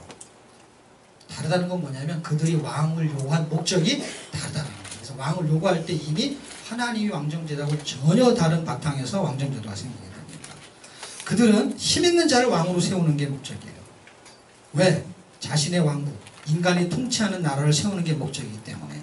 그래서 이미 사울이 기름 부음을 받았어요, 10장에. 근데 그가 왕으로 인정받는 거는 백성들한테요. 암몬 자손 그 나하스를 완전히 몰아내고 나서 인정을 받았어요. 그 전에는 그들이 뭐라 그랬냐면, 저 사울이 어떻게 우리를 구원할 수 있지? 형편없는 자야, 저 사람은. 그래서 아주 그를 깔봤습니다. 왕으로 기름 부음을 받았음에도 불구하고. 그런데 그가 암몬 정제에서 승리하자 뭐라 그런 줄 아세요? 뭐라 그런 줄 아세요? 어떤 놈이 그때 그런 얘기했지? 그러는 거야. 자기가 해놓고. 그게 성경에 나와요. 힘을 보여주면은요, 와, 저 사람이 왕을 해야 돼, 우리의. 목적이 뭐예요? 그 사람을 통해서 내 욕심을 채우기 위한 게 목적이었습니다. 그래서 사람이 택한 사울이 왕이 돼요. 그 왕의 목적은 뭐예요? 자신의 왕국을 세우기 위해서요, 제사장의 영역을 파괴하고 침범하고 영적인 교만을 나타내요. 영적인 교만. 아까 나왔던 것이죠. 이게 반복하는 거예요, 계속요. 영적인 교만. 선지자의 영역을 침범하고요, 불순종으로 일반합니다. 이 두 가지가 움직이게 됩니다. 좀 더 자세하게 살펴보면 사울아, 이스라엘 백성이 왕을 요구하는 궁극적인 목적은요, 하나님 없이도 잘 살아보겠다는 교만이고요, 또 하나는 하나님 없이 스스로 구원할 수 있다는 오만이에요. 그럼에도 불구하고 하나님이 왕을 허락하세요. 그 이유가 여기 기록되어 있습니다. 여기 써놨어요. 백성이 왕을 요구하는 것, 그리고 하나님이 허락하는 이유, 이게 궁극적인 이유예요. 성경에도 자세한 내용을 살펴볼 수가 있습니다. 그럼에도 하나님이 왕을 허락한 궁극적인 이유는 사람 스스로는 구원이 불가능하다는 걸 깨닫게 하려는 게 목적이고요, 오직 살 길은 하나님을 섬기는 것이라는 것을 알게 하려는 게 목적이에요. 그래서 우리가 거기에 대해서 한번 깨달음이 없으면은요, 계속 자기 길을 고수합니다.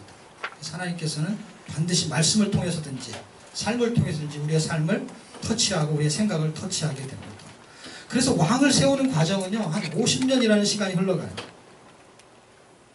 그런데 500년이라는 기간 동안, 자 보세요. 1100년에서 주전 1050년 기간이 한 50년이 흘러가요. 그때가 과도기예요. 그러니까 한 50년이라는 기간, 50년 동안 왕을 세우는데 뭐 준비 작업을 했냐, 그게 아니라 그냥 과도기를 한 50년으로 봐요. 그랬을 때에 1100년은 사무엘의 출생 연도를 본 거고, 1050년은 사울의 죽음과 삼손의 죽음과 사울이 왕이 되는 연도하고 같아요. 그거를 그냥 과도기로 보는 거예요. 그렇게 해서 왕이 세워졌다고 합시다. 그런데요, 그 이후로부터 1050년부터 586년까지 약 500년이야. 그때까지 고통을 당하게 됩니다. 왜? 왜 그렇죠?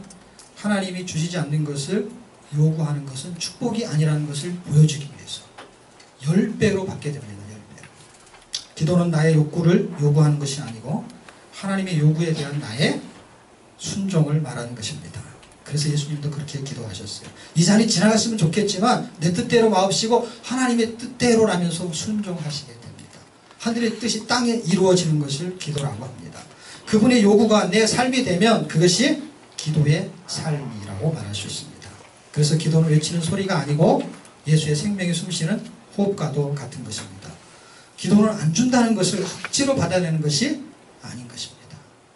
그래서 이걸 잘못 알고 있는 사람은 그냥 끈질기게 기도합니다. 하나님 저놈이 기도하면 들어줘야 돼요. 너무 끈질겨. 그런 게 기도가 아닌 것입니다. 그 사울이 어떻게 불순종하는지를 보겠어요.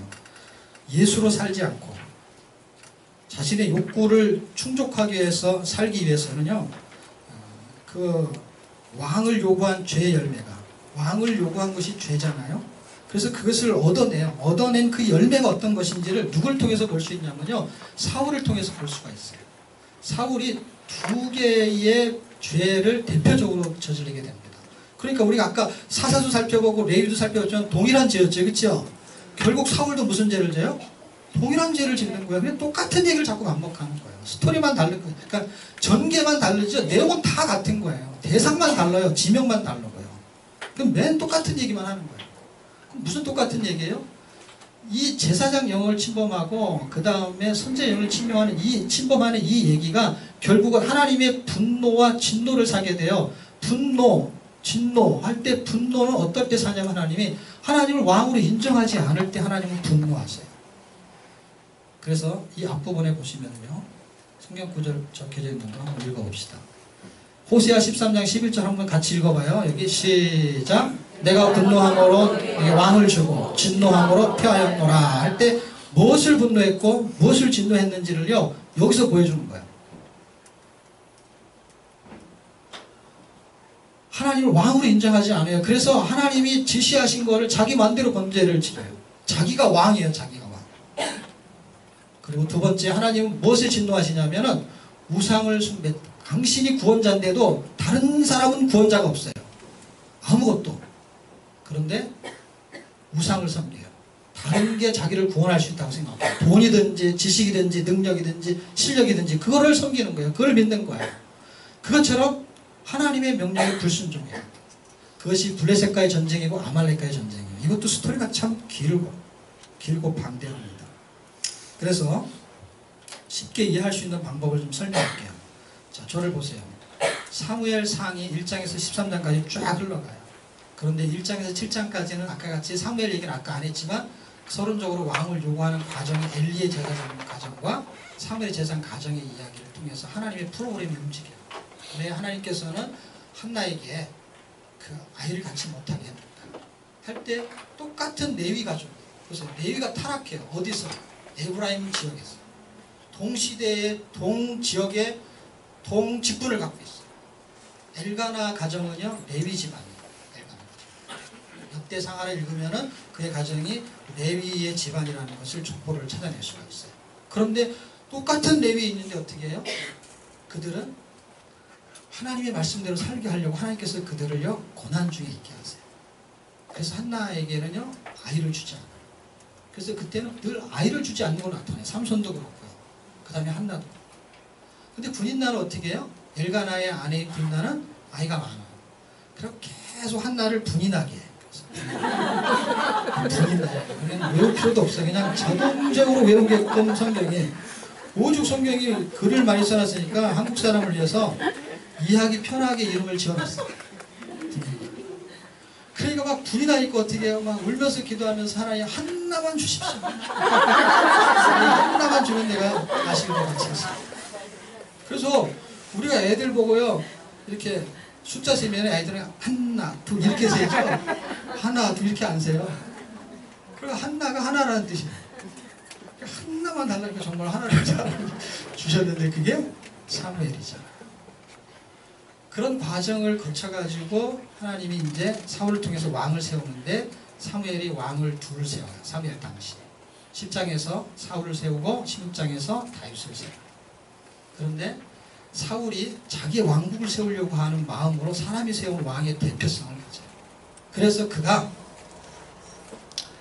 자기 왕국을 세우려고 하면서 하나님께 불순종하고 불신앙하는 내용이 나오는데 딱 이 성경 이렇게 긴 31장까지 얘기 중에서 7장 떨어지고 이제 그렇죠? 8장에서 16장 가기 전까지의 한 테마가 사울의 범죄 사건이 나와요. 딱 그 두 곳에만 나와요. 그런데 13장과 15장에 나와요. 그리고 16장 이후서부터는요, 그가 다윗이 얼마나 위대한 인물인지를 설명해요. 그런 설명의 스토리가 이렇게 흘러가면서 그가 사울이 계속 자기의 생각에는 어떤 생각을 품고 있냐면, 이야, 저놈을 죽여야만이 우리의 왕권을 유지할 수 있어. 그런데 다윗은 말씀을 유지하기 위해서 사울을 살려요. 그런 왕권을 유지하기 위해서 다윗을 죽이려고 하고, 다윗은 말씀을 지키려고 해서 사울을 살려요. 이런 이상한 현상이 벌어져요. 그런데 20장 넘어가가지고 24장과 26장에는 사울을 살려주는 사건이 두 번 등장해요. 그러면 사무엘 상의 스토리는 이렇게 서론 이야기 띄어내고 왕을 만들어내는 작업, 왕정체가 생기는 과도기를 띄어내고, 그다음에 8장에서 31장까지 내용 중에 13장과 15장은 누구의 불순종이요? 사울의 불순종인 사건 두 개 외에는 다른 내용이 없어요.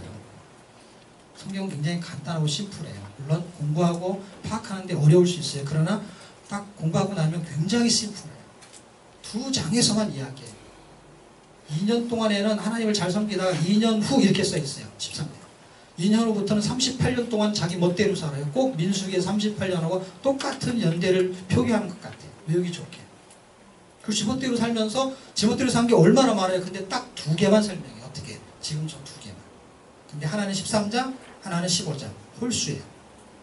그런데 16장에서 하나님께서 하나님 택하신 왕 누구를 세워요? 다윗을 세워요. 그 다윗이 하나님이 택하신 왕이라고, 그리고 하나님의 마음에 합한 자를 하나님이 왕을 세우겠다고 해요. 그 왕이 누군지를 보여주냐면 어떻게 하나님의 마음에 합한지를 보여주는데, 마음에 합하다는 것은 하나님의 말씀을 지키는 것으로 보는 거예요. 왜냐하면 하나님의 마음은 하나님의 말씀이니까. 말씀을 지키는 자가 하나님의 마음에 합한 자예요. 그런데 하나님께서 어떻게 다윗이 말씀을 지키는지를 보여주는 사건이 24장과 26장이에요. 10장 위에서 한 장씩 보세요. 13장인데 24장, 15장인데 26장. 그래서 10단위에서 13장, 15장은 홀수장이고요. 24장, 26장은 짝수장이에요. 그리고 한 장씩 띄어서 가요. 두 개도 똑같이. 그 두 개만 잘 살피면 사무엘상은 다른 내용의 이 장에서 초점을 잡은 다른 내용 부수적인 내용. 그러면 사무엘상이 30여 장이나 되는데 넉 장만 잘 살펴보면, 넉 장도 넉 장이 아니죠. 똑같은 게 반복되는 거니까. 그만 살펴보면은 하나님이 뭘 지금 대조하고 있는지를 이해할 수 있어요. 하나님이 택하신 왕과 사람이 택한 왕의 차이가 얼마나 극명하게 나타나는지. 그래서 첫 번째 24장에는 엔게디 굴 속에 그가 피신하고 있었는데 마침 사울이 볼일을 보려고 들어왔어요. 그랬을 때 그 사울을 죽일 수 있는 기회라고 누가 말하냐면 아비새가 말해요. 그런데 하나님의 기름 부은 자를 죽이는 것은 하나님이 원하지 않는다 라면서 하나님의 마음을 담고 있었어요. 그게 하나님의 마음이에요. 하나님의 마음을 우리가 알 수가 없어요. 성경에서 말한 하나님의 마음은 뭐냐면 하나님의 말씀이 하나님의 마음이에요. 왜냐하면 하나님의 말씀이 하나님의 생각이니까. 자기 생각을 기록하신 거니까. 그것이 하나님의 마음이고 하나님의 생각이고 하나님의 뜻이라는 거예요.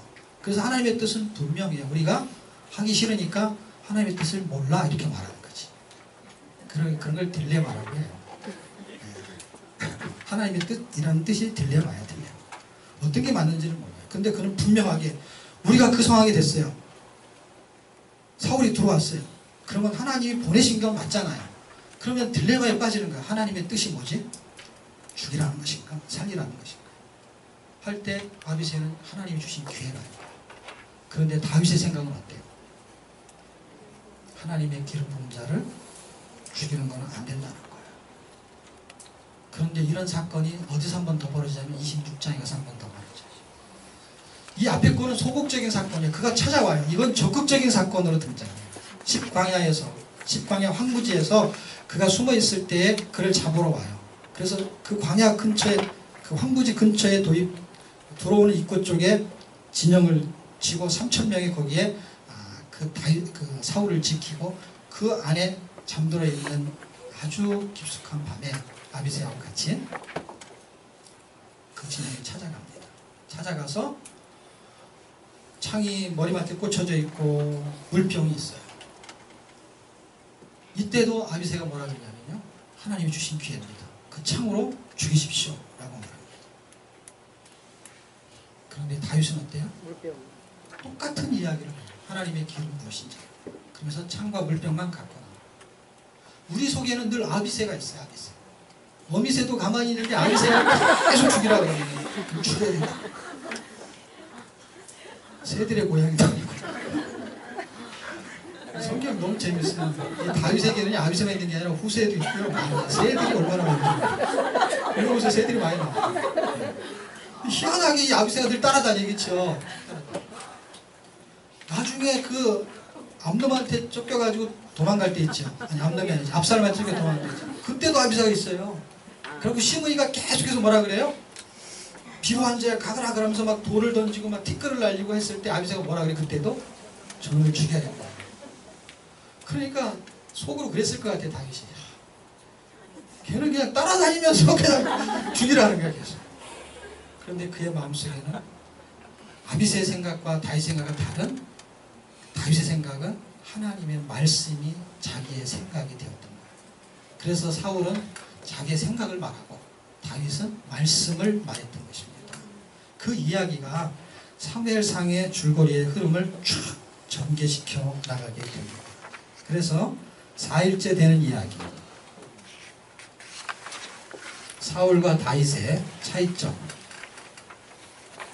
전혀 달라요. 자기 생각을 말하고 사울은, 다윗은 하나님의 말씀을 말해요. 그리고 2번이나 살려줘요. 뭘 유지하기 위해서요? 하나님의 말씀을 유지하기 위해서. 그는 왕권을 유지하기 위해서 다윗을 죽이려고. 이런 대조적이에요. 그러면 우리가 다윗 같아요? 사울 같아요? 우리는 꼭 사울 같죠. 아니면 아비새 같기도 하고. 남자는 아비새, 여자는 어비새. 23일. 사울의 생각은 이래요. 다윗을 죽이려고 해요. 근데 다윗의 생각은 어때요?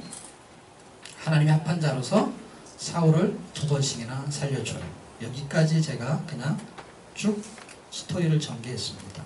그리고 24일치가 사무엘 하에 대한 내용의 절반치가 해당됩니다. 여기만 간단하게 보고 마치겠습니다. 다윗의 왕권은 궁극적으로 어떻게 확립이 되는가 할 때 전쟁을 통해서 확립이 되는 게 아닙니다. 물론 표면적으로는 전쟁을 통해서 확립이 된 게 맞습니다. 하나님의 택하심으로 되고요. 왜냐하면 그가 16장에서 왕이 될 때요. 사무엘상 16장에서 왕이 될 때 어떻게 왕이 되냐면 말째가 올 때까지 계속 첫째 아들, 둘째 아들, 셋째 아들 지나갈 때 사울이 뭐라 그랬어요? 이야, 이 사람이 왕이 됐으면 좋겠습니다 라고 생각할 때마다 하나님이 뭐라고 말씀하세요? 내가 택하지 않았다. 2번째 지나갈 때 내가 택하지 않았다. 그들이 기볼이 장대하고 실력이 있어 보이는 외모를 봤을 때 하나님은 중심을 본다 하면서, 중심을 보시면서 하나님은 무슨 이야기를 하시냐면 택한다는 단어를 쓰고 있어요. 내가 택하지 않았다, 택하지 않았다 계속 말해요. 그런데 하나님은 다윗을 택했다는 거예요. 왕권은 언제 확립되냐면요, 하나님의 택하심으로, 그리고 하나님의 마음에 합한 일치됨으로요. 그리고 예수의 모형인 성전을 마음에 품은 하나님 마음의 성전으로서 확립이 돼요. 이것은 말씀이 왕노릇하는 것이 왕권이다 라는 것을 설명하려고 하는 거예요. 왜냐하면 우리가 왕같은 뭐예요? 제사장이기 때문에. 우리의 왕권은 언제 확립이 되고 예수의 왕권은 언제 확립이 되냐면요, 예수 그리스도를 통해서 우리를 택하시고 그분과 우리가 마음이 합해지고 마음의 성전, 참 성전이 될 때 그것이 왕노릇의 왕권이 세워집니다. 그렇지 않을 때는 어떻게 돼요? 우리가 왕권을 사용할 수가 없는 거예요. 말씀이 왕노릇하지 못하니까 왕권을 확립하지 못하고 이 세상 사람처럼 쪼잔하게 살게 되는 것입니다. 자, 두 번째, 헤브론과 예루살렘 두 군데가 나와요. 그랬을 때 헤브론은 어떤 것이냐 할 때 아까 서론에서도 제가 설명했잖아요. 헤브론은 아브라함에게 땅을 주겠다고 한 언약의 증표예요. 그리고 갈렙이 소유한 것이고 다윗이 왕이 된 것이에요. 이 헤브론은 어떤 뜻이냐면 연합, 친구라는 뜻이에요. 다른 이야기로 하나님과 연합돼야만이 왕노릇 할 수 있다 이 말입니다. 두 왕국의 차이점을 살펴볼게요. 두 왕국은 사무엘상에서 사울은 사람이 택한 왕이고 다윗은 하나님이 택한 왕이에요. 이제 사무엘 하에 와가지고 두 나라로 분리가 돼요. 어떻게 분리가 되냐면 이스보셋이 적어도 몇 년 동안 왕을 해요? 7년 동안 왕을 하겠죠. 7년간 나눠져 있었으니까. 그러니까 유다는 메시아 왕국을 상징하고요. 이스라엘은 세상 왕국을 상징해요. 그래서 왕과 왕국의 차이점을 설명하고 메시아 왕국은 힘으로 이기는 것이 아니라 언약으로 이겨요. 왜냐하면요. 유다 왕국과 이스라엘 왕국이요. 그 둘로 나눠져 있기 전에 이 유다 지파하고 이스라엘 지파 전체의 군대 비교를 해놓은 게 있어요. 암몬하고 전쟁을 벌릴 때 이미 비교를 해놨어요. 그럴 때 유다 왕국 유다 쪽에서의 지파의 그 군사들은 3만 명이라고 했고요. 그리고 이스라엘 나머지는 30만이라고 기록하고 있어요. 그럼 10배의 차이가 나요. 힘으로 절대로 이길 수 없어요. 그러니까 힘으로 이긴 것이 아니고 뭘로 이긴 것이에요? 언약으로 이기게 된 것이요. 약속으로 승리하는 것입니다. 예수는 새 언약의 십자가에서 힘없이 죽지만 승리합니다. 사망을 사망시키고 무덤을 묻어버리고 사망 권세를 이기세요. 성도가 힘이 없어서 화를 못 내는 것이 아닙니다. 언약을 말씀을 믿기 때문에 용서하는 것입니다. 사랑하는 것입니다. 축복하는 것입니다. 여러분은 어떤 말씀을 믿기에 용서할 수 있습니까? 하나님은 우리의 인생을 책임지실 것을 믿을 때 그렇게 할 수 있습니다. 주님이 잘해 주실 것을 믿기 때문에 용서할 수 있는 것입니다. 그럼 용서도 백장으로 하는 것이 아니라 믿음으로 하게 되는 것입니다. 자, 마지막 예루살렘. 그럼 예루살렘은 어떤 것입니까? 아담서부터 쭉 설명하는데 아담의 언약과 아브라함의 언약이 성취된 곳이에요. 왜냐하면 여자의 후손을 주겠다고 하는 프록시 땅이 완전하게 이루어졌어요. 다윗의 왕권이 확립된 곳이에요. 7년 만에 완전히 두 나라를 하나로 합치죠. 유다와 이스라엘을 한 나라로 합치죠. 통일왕국이 됩니다. 그래서 분열왕국이 나올 때 원래대로 돌아갔다는 얘기를 할 때 이 얘기를 하는 거예요. 원래 두 나라였거든요. 그것이 통일된 건데 다시 두 나라 나눠지는 것이 분열왕국이에요. 똑같이 나눠집니다. 똑같이. 성도의 왕노릇이 확립되는 것도 예루살렘입니다. 그 의미를 이해하셨으면 좋겠고요. 아브라함의 언약을 이어받은 약속의 자녀는 땅에 있는 예루살렘이 아니라 하늘에 있는 예루살렘 아래에 있다고 갈라디아서 4장 25절과 26절에 기록하고 있습니다. 약속의 자녀는 다윗이 성전을 마음에 품듯이 약속의 자녀는 말씀을 통해서 예수 그리스도를 마음에 품어야 됩니다. 오늘 공부한 부분을 전체적으로 요약하고 마치겠습니다. 사사기는 뭐라 그랬죠? 죽이기. 근데 뭘 죽인다고요? 옛사람을 죽이는 거예요. 뭘 채우기 위해서? 예수를 채우기 위해서. 그래서 보세요. 사사기하고 대비되는 건 사무엘 상이에요. 룻기하고 대조되면 뭐가 되겠죠? 사무엘 하가 돼요. 자, 보세요. 사사기는 죽이기. 룻기는 비우기. 근데 왜 죽이는 거는 설명했죠? 그 다음에 비워요. 기업을 무르기 위해서 비우는 거예요. 그러니까 우리의 인생을 비우고 예수를 채우는 거예요. 자, 보세요. 죽이기는 살리는 거예요. 그렇죠? 비우기는 뭐 하는 거예요? 채우는 거예요. 그럼 요 해답은 다 뭐에 있다고요? 사무엘 상과 사무엘 하에 있어요. 그래서 사무엘 하는 말씀이 컨트롤할 때, 말씀에 컨트롤 당할 때. 자, 보세요. 셀프 컨트롤은 절제라는 뜻도 근신한 뜻이 있는데 이 컨트롤이야. 그게 올드 셀프가 뉴 셀프한테 컨트롤 당할 때 그때 영혼이 살아나는 거거든요. 순종이 일어나는 거거든요. 나라는 이게 마이 셀프가 예수 셀프한테 완전히 컨트롤 당할 때에 그것을 순종이라고 말하는 거예요. 그래서 말씀을 컨트롤 당해야 되는데 사울은 말씀을 컨트롤하려고 했고 그래서 불순종하고 다윗은 말씀의 컨트롤을 당해버린 거예요. 그래서 순종하게 된 거예요. 그래서 말씀의 컨트롤이라는 건 뭐예요? 결과가 뭘로 나타나냐면 살려주는 말로 나타나요. 아비스처럼 말하지 않고 사울처럼 말하지 않고 다윗처럼 말해요. 말씀에 컨트롤 당해가지고. 그래서 어떻게 해요? 살려주는 말을 하니까 살리기가 되는 거예요. 그러니까 죽이기는 말씀에 컨트롤 당해서 살리기가 되는 거예요. 그리고 비우기, 룻기 비우기를 통해 가지고 다윗이 마음을 품었잖아요. 성전을 마음에, 그렇죠? 그 마음에 품 것처럼 우리가 그리스도를 마음에 품어요, 그렇죠? 그러니까 뭐예요? 그리스도를 채우는 것이죠. 그러니까 비우는 건 뭘 채우는 거예요? 예수를 채우기 위해서 비우는 거예요. 나의 옛사람을 죽여서요, 예수를 채우고, 나의 그 생각을 비워서요, 말씀을 채우시기를 주의 이름으로 축복합니다. 여기까지 하겠습니다. 감사합니다.